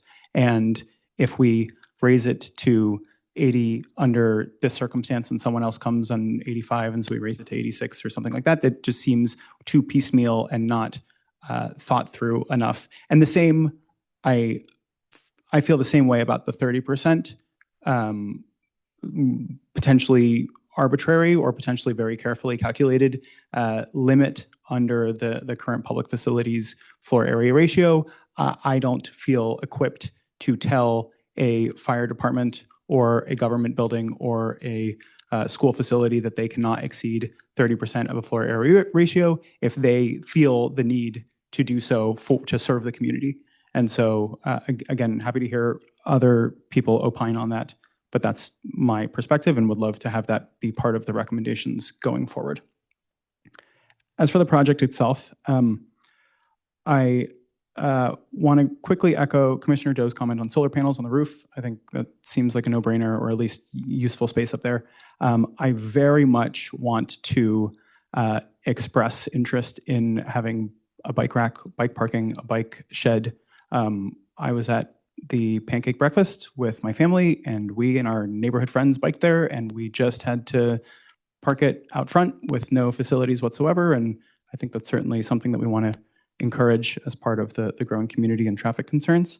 And on a similar vein, the 96 parking spots jumps out as being a lot. And I totally appreciate that having underground parking is better than expanding horizontally. And I guess once you have underground parking, there's not really much else you're going to do there. And so I'm inferring that you might as well just have a bunch of spots there. But it seems like we're going from 15 to 96. And then at the same time, the current plan is to have surface level parking as well, and then to have the temporary facility turn into extra parking. It just seems like that's a lot of what we're potentially trying to discourage. And maybe it's needed for far in the future needs, but it sounds like a very big number relative to what we have right now. And I think those are my comments. I don't have any particular concerns about the aesthetics, and I feel like it's an exciting project, and I'm looking forward to having this be our firehouse of the future. Commissioner Sillen. Thank you. I appreciate all the comments from my fellow commissioners so far. It's a lot of things have been said that I was planning on saying, but then also I've heard a lot of new things that I appreciate people bringing up. I think what I'm struggling with in regards to some of the design decisions are in relation to Councilmember Schmidt's comments about how this corridor seems like it's going to be changing quite a bit in the next 5 to 10 years. Yeah, we just went over the Parkline project here. So that's going to add at least an apartment building at the corner of Ravenswood and Middlefield. We have USGS coming up for a big major redevelopment, which is, basically across the street from this property. We do have 80 Willow, but yeah, right now, like when I'm driving, I live in the Outlet Arts neighborhood. When I'm driving home at night from 101, I often pass this area, and it's very kind of dark, residentially feeling, even though it is a commercial corridor. So yeah, I think right now the signage, being lit up at night like that does feel kind of striking, but potentially in 5 to 10 years, it'll feel kind of appropriate. So it's hard to say. But yeah, I think right now, at least based on the renderings, it kind of looks like bright white light illuminating the letters of the names of the buildings and the number one. Yeah, it feels like if I was driving by that at night, it would feel kind of out of place. I do obviously respect the fire department wanting to kind of show their pride, and I think we as a city should take pride in our fire department. So I just hope there's a way to kind of balance that with the way it feels right now in that area. I also appreciate the comments about the bike rack. I know that I live closer to the station on Oak Grove. I believe that's Station 6. And I like that there's a couple of benches out front. And often when I'm walking by with my kids, we kind of like loiter there. And they enjoy there's like a little, there's a few little things for them to look at and stuff. So I think in that spirit, again, given that this corridor is continuing to develop, there's a high school right down the street, there's Willows Market on the same side of the street. So I could see high school students walking down the sidewalk there. St. Patrick's Seminary is kind of just this tree-lined big, field. But once you get to this area, it could be nice to have a bit of public space in front of the fire station. I know we have the rendering show that nice fire truck behind the glass, which is great. Anything we can add to that in terms of like a bench or just like a little public area to hang out, I think would add to the community feel. So those are my comments on the design. I think I do really want to echo Commissioner Farrick's comments about housing. I definitely appreciate the fact that we're talking about like so many parking spots, and we'd like to see that lower, but I also understand how it would be really hard for people that work for the fire department to live within biking distance. I'm sure that many of them would love to. So I guess, especially potentially with the space that seems like it's going to free up at 170 and 114, 170 Middlefield and 114 Santa Margarita, I believe.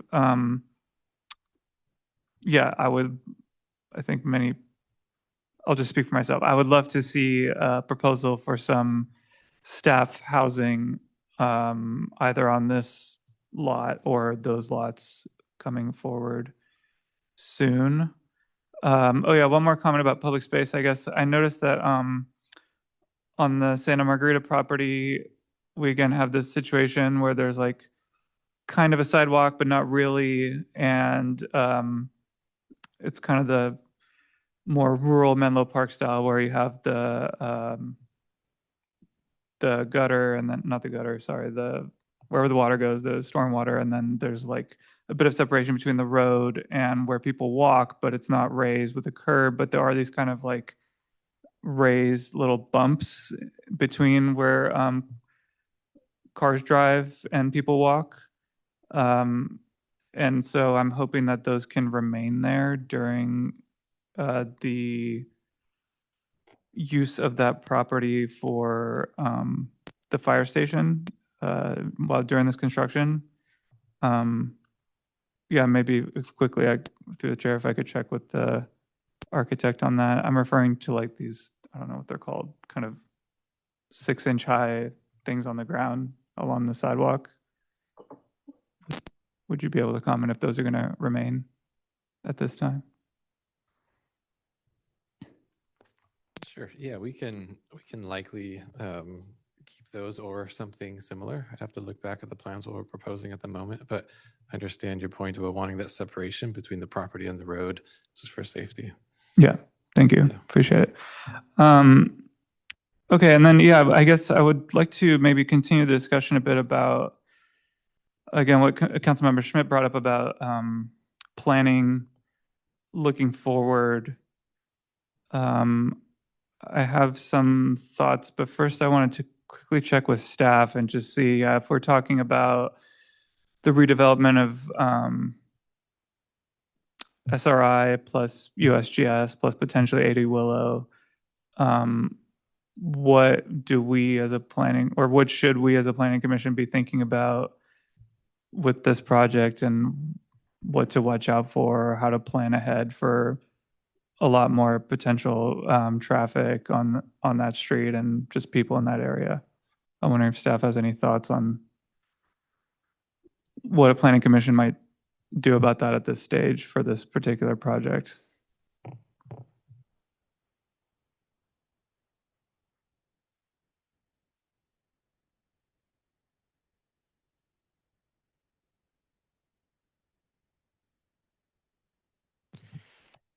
Thank you for your question. One thing that comes to mind is each of these are individual projects, but under CEQA, there may be an opportunity to review them as cumulatively as that section of CEQA and environmental impact reports assess cumulative or impacts from cumulative projects within the area, the region, the city, or neighboring jurisdiction. And so that is one way that those type of impacts are considered. And so as you review projects moving forward, asking those types of questions of the environmental review documents that are prepared would be one good way to go about it. Okay, thank you. Yeah, through the chair, I was hoping to check back in with the Fire Chief, Mr. Lorenzen, to see if you could provide any additional color on your thoughts on like these projected projects coming forward, USGS, SRI, how they would affect your development, if at all. And I know recently that area, we've also done some traffic calming measures, and I'm wondering how the fire department looks at those with Middlefield basically being like a one-lane traffic in each direction.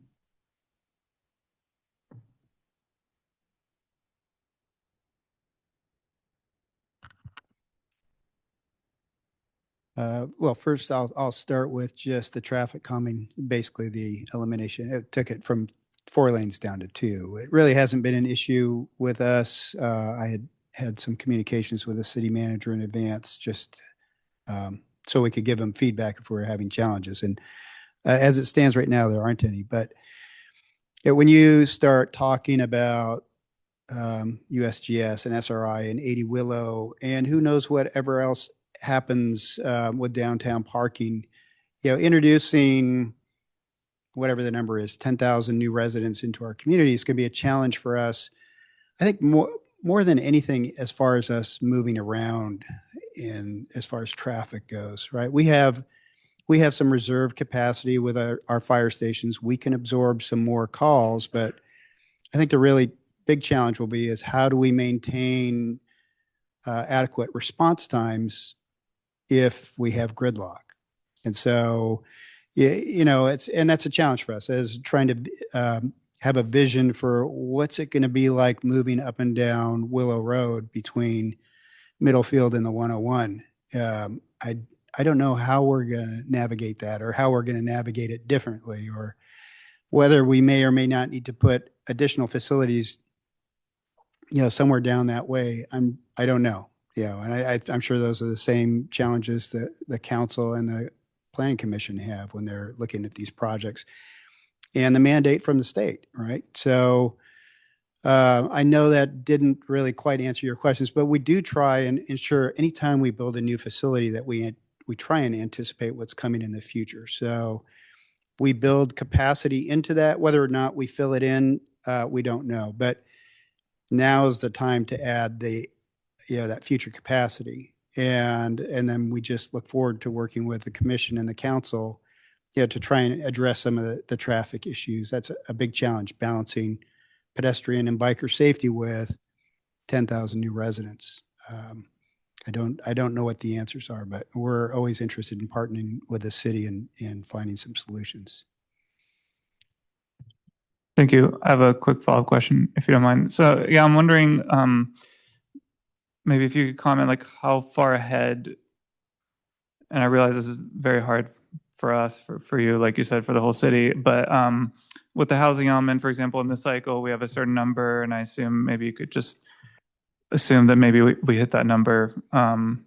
But how far ahead past that do you look? And then how do projects like 80 Willow that are kind of these, builder's remedy projects that potentially could, sky's the limit, like how do those affect your planning? Sure. Yeah, we generally are trying to look 20 years ahead. We don't know with how quickly technology is changing, what the fire service is going to look like or the EMS service is going to look like in 20 years. But, in any of the projects, and some of them, may be more palatable than others, our job as the fire district is to ensure if something makes its way to us to review, that it is safe as far as ingress and egress, water supply, et cetera. Yeah, it may be 40 stories tall, but those exist safely throughout our country in, more urban areas, obviously. So, a situation, whether it's USGS or 80 Willow, if it's the same number of people, the impact on us is going to probably be similar. The impact on traffic is going to be similar. The way fire systems are designed too, the chances of a fire occurring, in a high rise is very low. But we'll have to train a little bit differently for something like that if it exists in our district. But again, from our perspective, whatever the city brings us, we'll make sure it's safe, and that's our primary goal from the fire prevention side of things. Thanks. And regarding this station that this whole proposal that's currently before us today, I believe you mentioned that there's room for like lots more, more staff and more, I guess, trucks and things like that. So if the population keeps increasing, would you be able to say like how far ahead we're protected with this new facility from having to expand again? Yeah, I would imagine, we have the capacity to add 2 more vehicles in there, whether it's an ambulance and a ladder truck or whatever, and then I think also once you do that, you don't really want to have more than that in a single location. It usually makes more sense from a response time perspective to spread your resources out so they can protect a bigger area better. But that's kind of the plan. And then just to quickly touch on the parking, interesting thing with the 98 spaces, it's more than we need. We're probably planning on using some of it for storage. It turns out with how tight our space is, that's underground parking is probably one of the less expensive ways to figure out how we can accommodate our growth and the needs for storage. We're putting a lot into that 2-acre parcel. So, our total number of personnel there on any one given day is probably going to be maybe 50 or so people, with the movement of the admin staff over there. But that's pretty much it. Thank you. Thank you very much. Really appreciate all that insight and color on what we're looking at. And I don't think I have any more comments at this time. Look forward to hearing from others. Thank you. I want to thank my fellow commissioners, as always, for very thoughtful comments. I also want to just express thanks to everyone from the fire district and from PPK for being here, for coming and talking to us this early in the project. We really do appreciate it. I have a couple small questions and then I have one larger comment. So to start off, just a question for staff. To your knowledge, is there any reasoning or rationale for the current zoning code that specifies 30% floor area ratio and 60% floor area ratio? Do we know why it's written with those numbers specifically?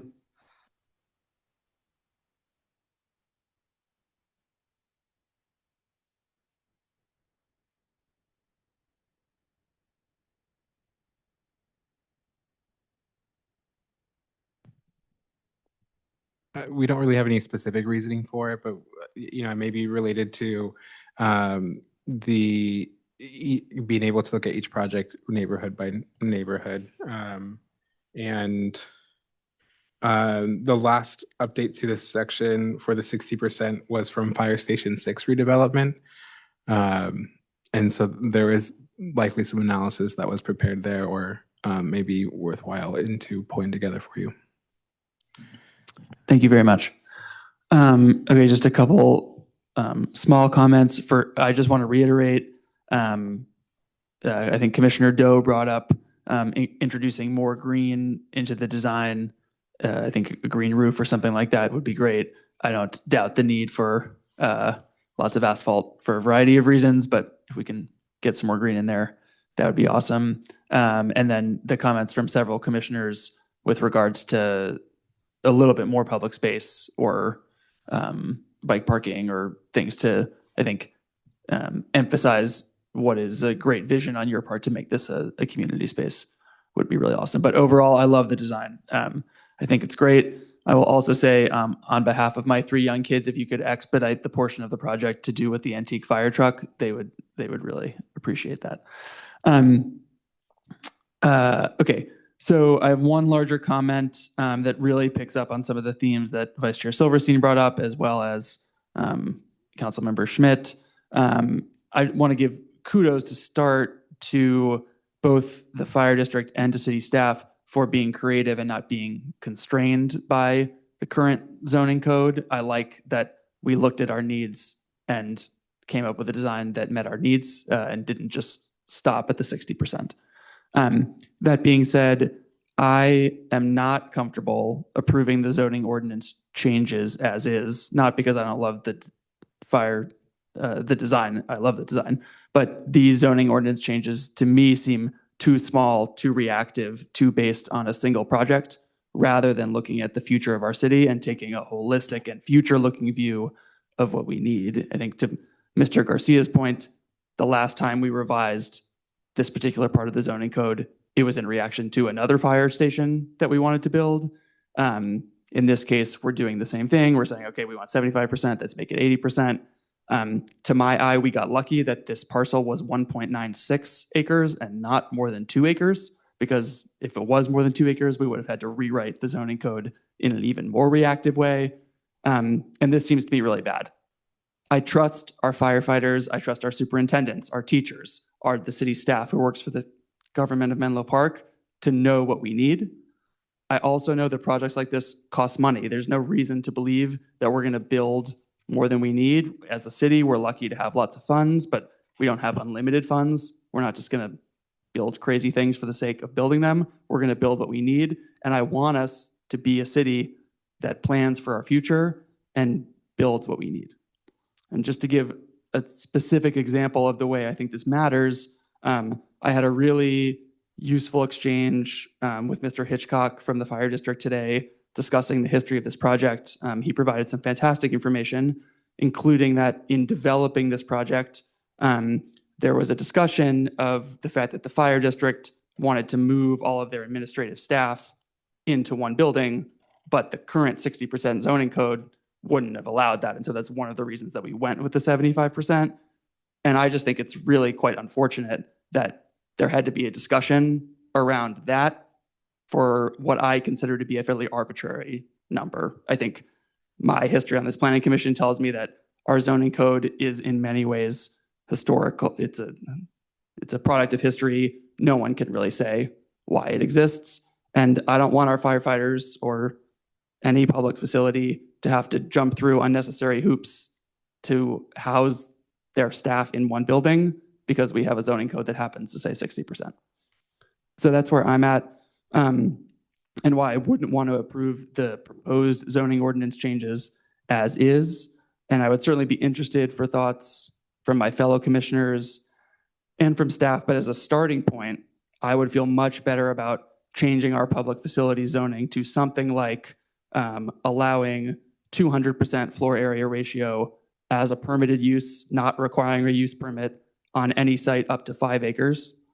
I would like to allow for a use permit above that to any amount.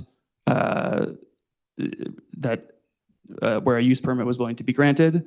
I could see conditioning some of that on providing housing as part of public facilities. But I would want to see us be much more aggressive in enabling our city to build what we need. Public facilities are one of the most important things we build here. They make our city run, and I think we should entrust our public servants, our public safety officers, with the ability to do their job and to build what we need.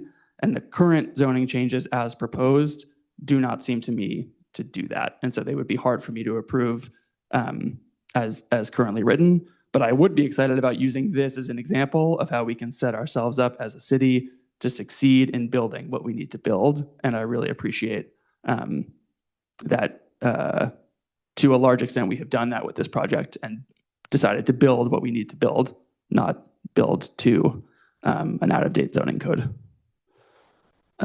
So that is my comment.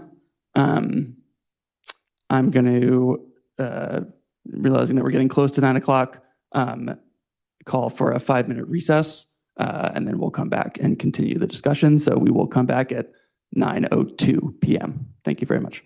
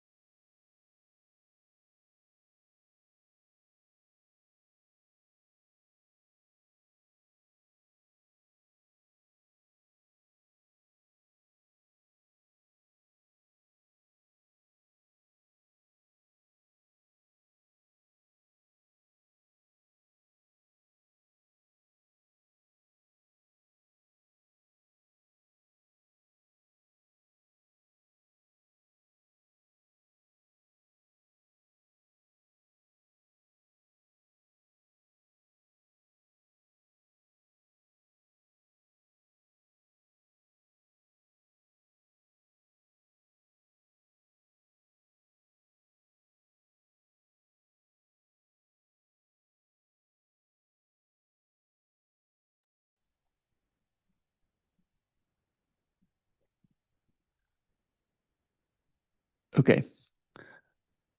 We are back, and as a reminder, we are discussing item E1, which is a study session for the Menlo Park Fire Protection District. Would any of my fellow commissioners like to continue the discussion? Commissioner Schindler. Thank you, Chair. I have two what I think are minor questions for the applicant team. I'm curious as to whether the process has yet contemplated what LEED certification or other sustainable building practices, and if not, sort of when that happens in the process. And then my second question is if evaluating the crosswalk at Linfield will be part of the consideration of this overall project.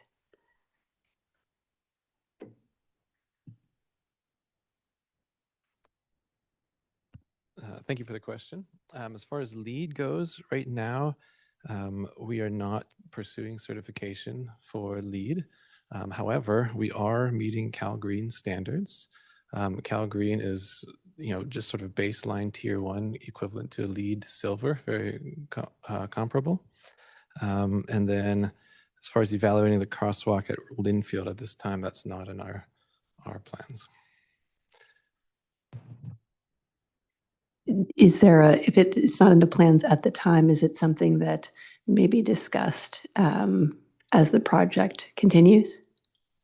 I believe that there's sort of a multiple years ago, there was discussion about a more activated crosswalk at that particular intersection. Yeah, I don't know the history on that, but certainly we can look into it. I do know that we are moving our return drive a little further north so that it's close to aligning with Linfield. It's not quite in line yet, but it is an improvement from where the fire trucks currently return.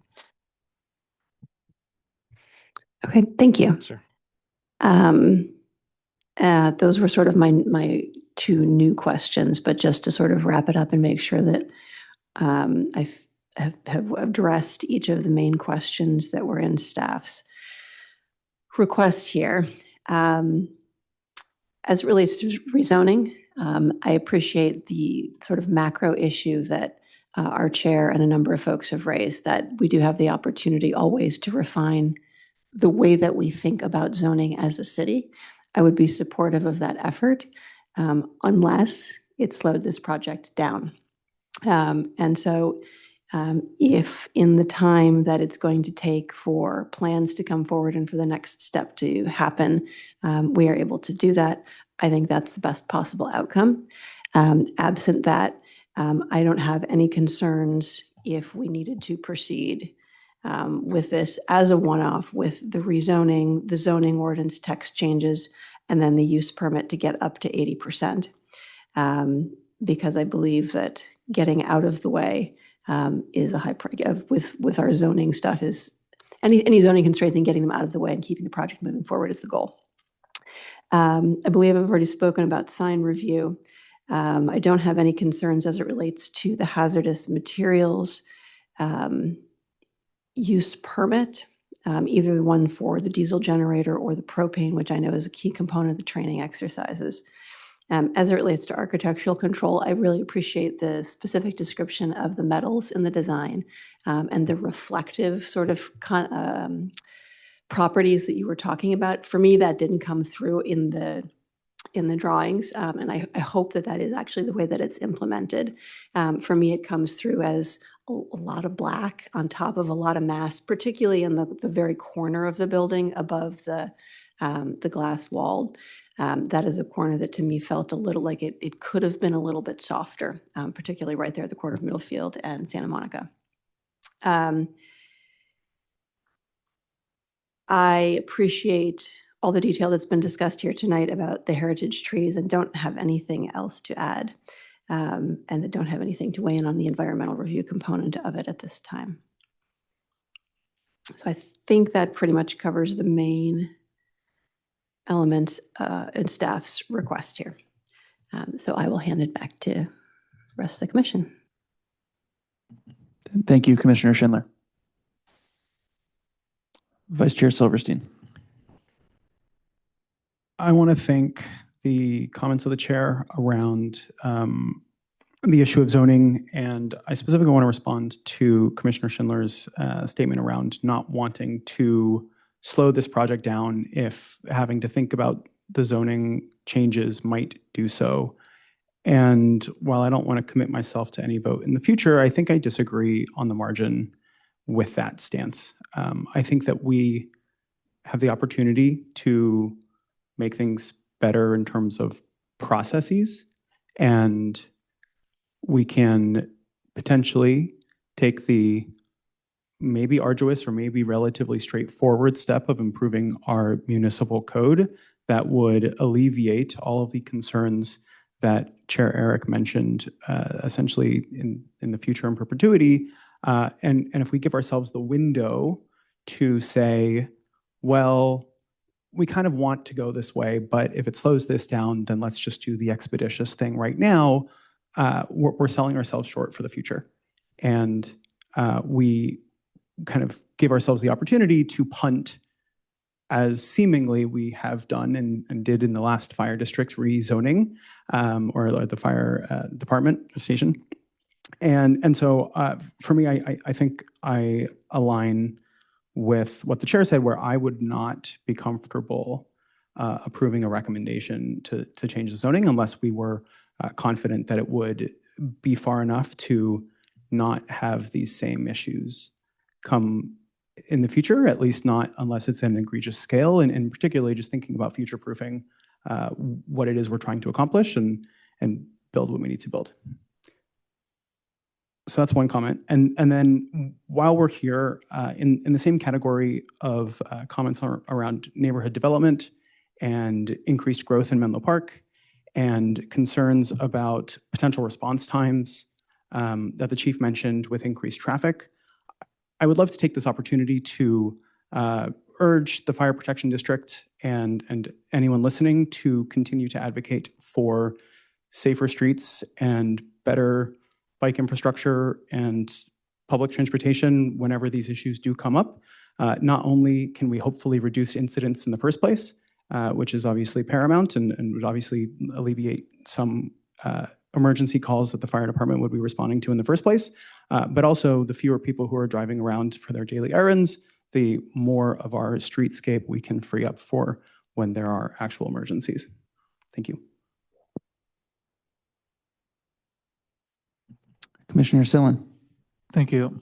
I generally agree with the sentiment of the chair and vice chair about the zoning. I guess, Chair Eric, what I heard you propose, I would maybe just want to point out that so I heard you propose, I believe it was like changing it to an approved 200% FAR for parcels that are 5 acres or less. But that also seems like kind of an arbitrary line to set that maybe would bite us later on. So A, I'm wondering if you have any justification for those numbers, and B, I'm wondering if there's room for something even more flexible than that, where we don't have to commit to like specific numbers. Thank you, Commissioner Sillen. Those numbers are arbitrary. I feel that the numbers should be much bigger than they are now. And so I was trying to be a little bit specific in expressing that directionally, but I would be very open to zoning code changes that provided as much flexibility as would be required. I'm not wed to those numbers. Okay, thank you. Yeah, then maybe through the chair, I would want to ask staff if they could speak to whether there's any precedent for some sort of like uber flexible public facilities development standards, and what that might look like, or what other cities in the area have done to avoid having to essentially set goalposts and move them. And I am very sympathetic to what Chair Eric was mentioning about the fire department having to think about, oh, could we do this because the limit is currently 60%? Because, yeah, none of us know where that came from, and we're not even sure whether that should be the number. And so I would love to sort of take that off the table to whatever extent possible, for at least for fire department, police department, essential city services at the very least. So I'm wondering if staff can offer any suggestions.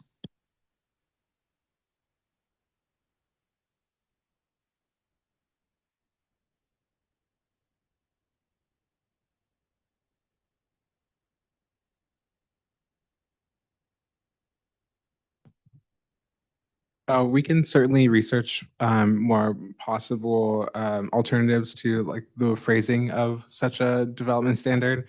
One thing that we do want to like note or highlight is that attaching it to this project may also complicate the CEQA review as to the implications of what the project would have. And so that's something that we just want to be mindful of as we move forward as well. Thank you. Just out of curiosity, is there a precedent for something like, approved, whatever, keeping the FAR at 30%, whatever it is now, but anything above that is a use permit without a cap? Is that something that you've seen in other codes, or like, do we essentially have to set some sort of number that's a cap for a use permit for something like FAR? It's a good question. I don't know of any off the top of my head that I can give to you as a response here, but we can certainly research it and see if there's something that's comparable or amenable to what you're requesting. Okay, thank you. Well, since this is a recommendation for council anyway, I believe I would be comfortable with just sort of capturing the sentiment of what we want to do. And hopefully by the time it comes to council, staff will have prepared something more, meaningful as a suggestion in the spirit of what we're asking for. Just out of curiosity, Mr. Garcia, can you explain a bit more about why a zoning code change would have a CEQA impact if the building itself does not change, or the project itself does not change? Yes, there are CEQA evaluates the physical impacts of a project, and if a zoning amendment, which would fall under like a land use and planning category, results in some sort of physical impact to be assessed, a by right FAR may complicate that, and so it'd be something that we need to research further to fully understand if there are implications of unintended impacts there or not. So it's just kind of, without researching, having that research on hand, it may raise complications. I very much understand. And I'm sympathetic to Commissioner Schindler's point that we don't want to hold up the project. I think a great part about having a study session is that I can't remember the exact schedule, but call it a year away at least from this project coming for actual review. And so I'm not a city council member. I cannot direct city staff time. But what I will say is if we get to that point and city staff says we can't do the zoning code because there's not enough time, or we haven't researched it, or we don't know what it's going to do with CEQA, that will be very disappointing, considering that we've had this discussion tonight. So thank you very much.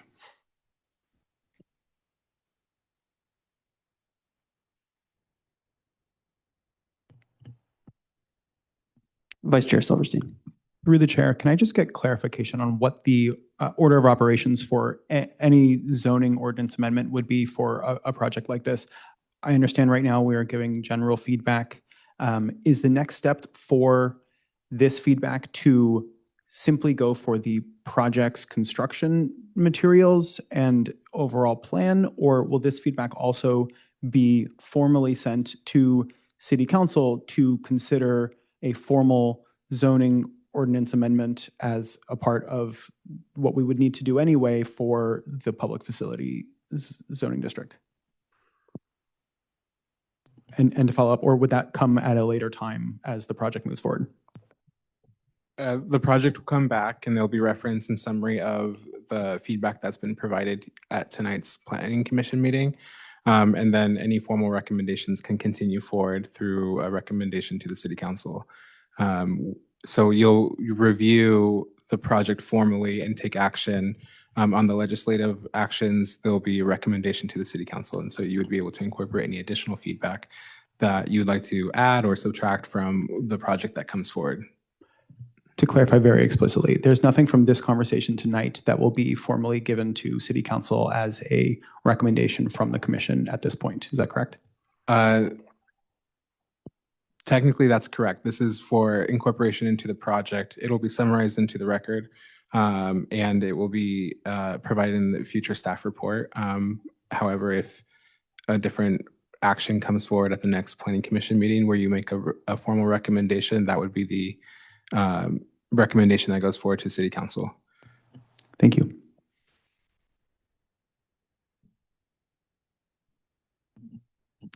Okay. I'm not seeing any further requests to speak from my fellow commissioners. I would ask if anyone does want to say anything more. They indicate so now. Okay, in that case, I'm going to close this item E1. Thank you again to all the folks from the Fire Protection District that came, as well as the architect, PBK. We really appreciate it, and I thought this was an excellent and substantive discussion. Given that, I'm going to move us to the next section of our agenda, which is informational items.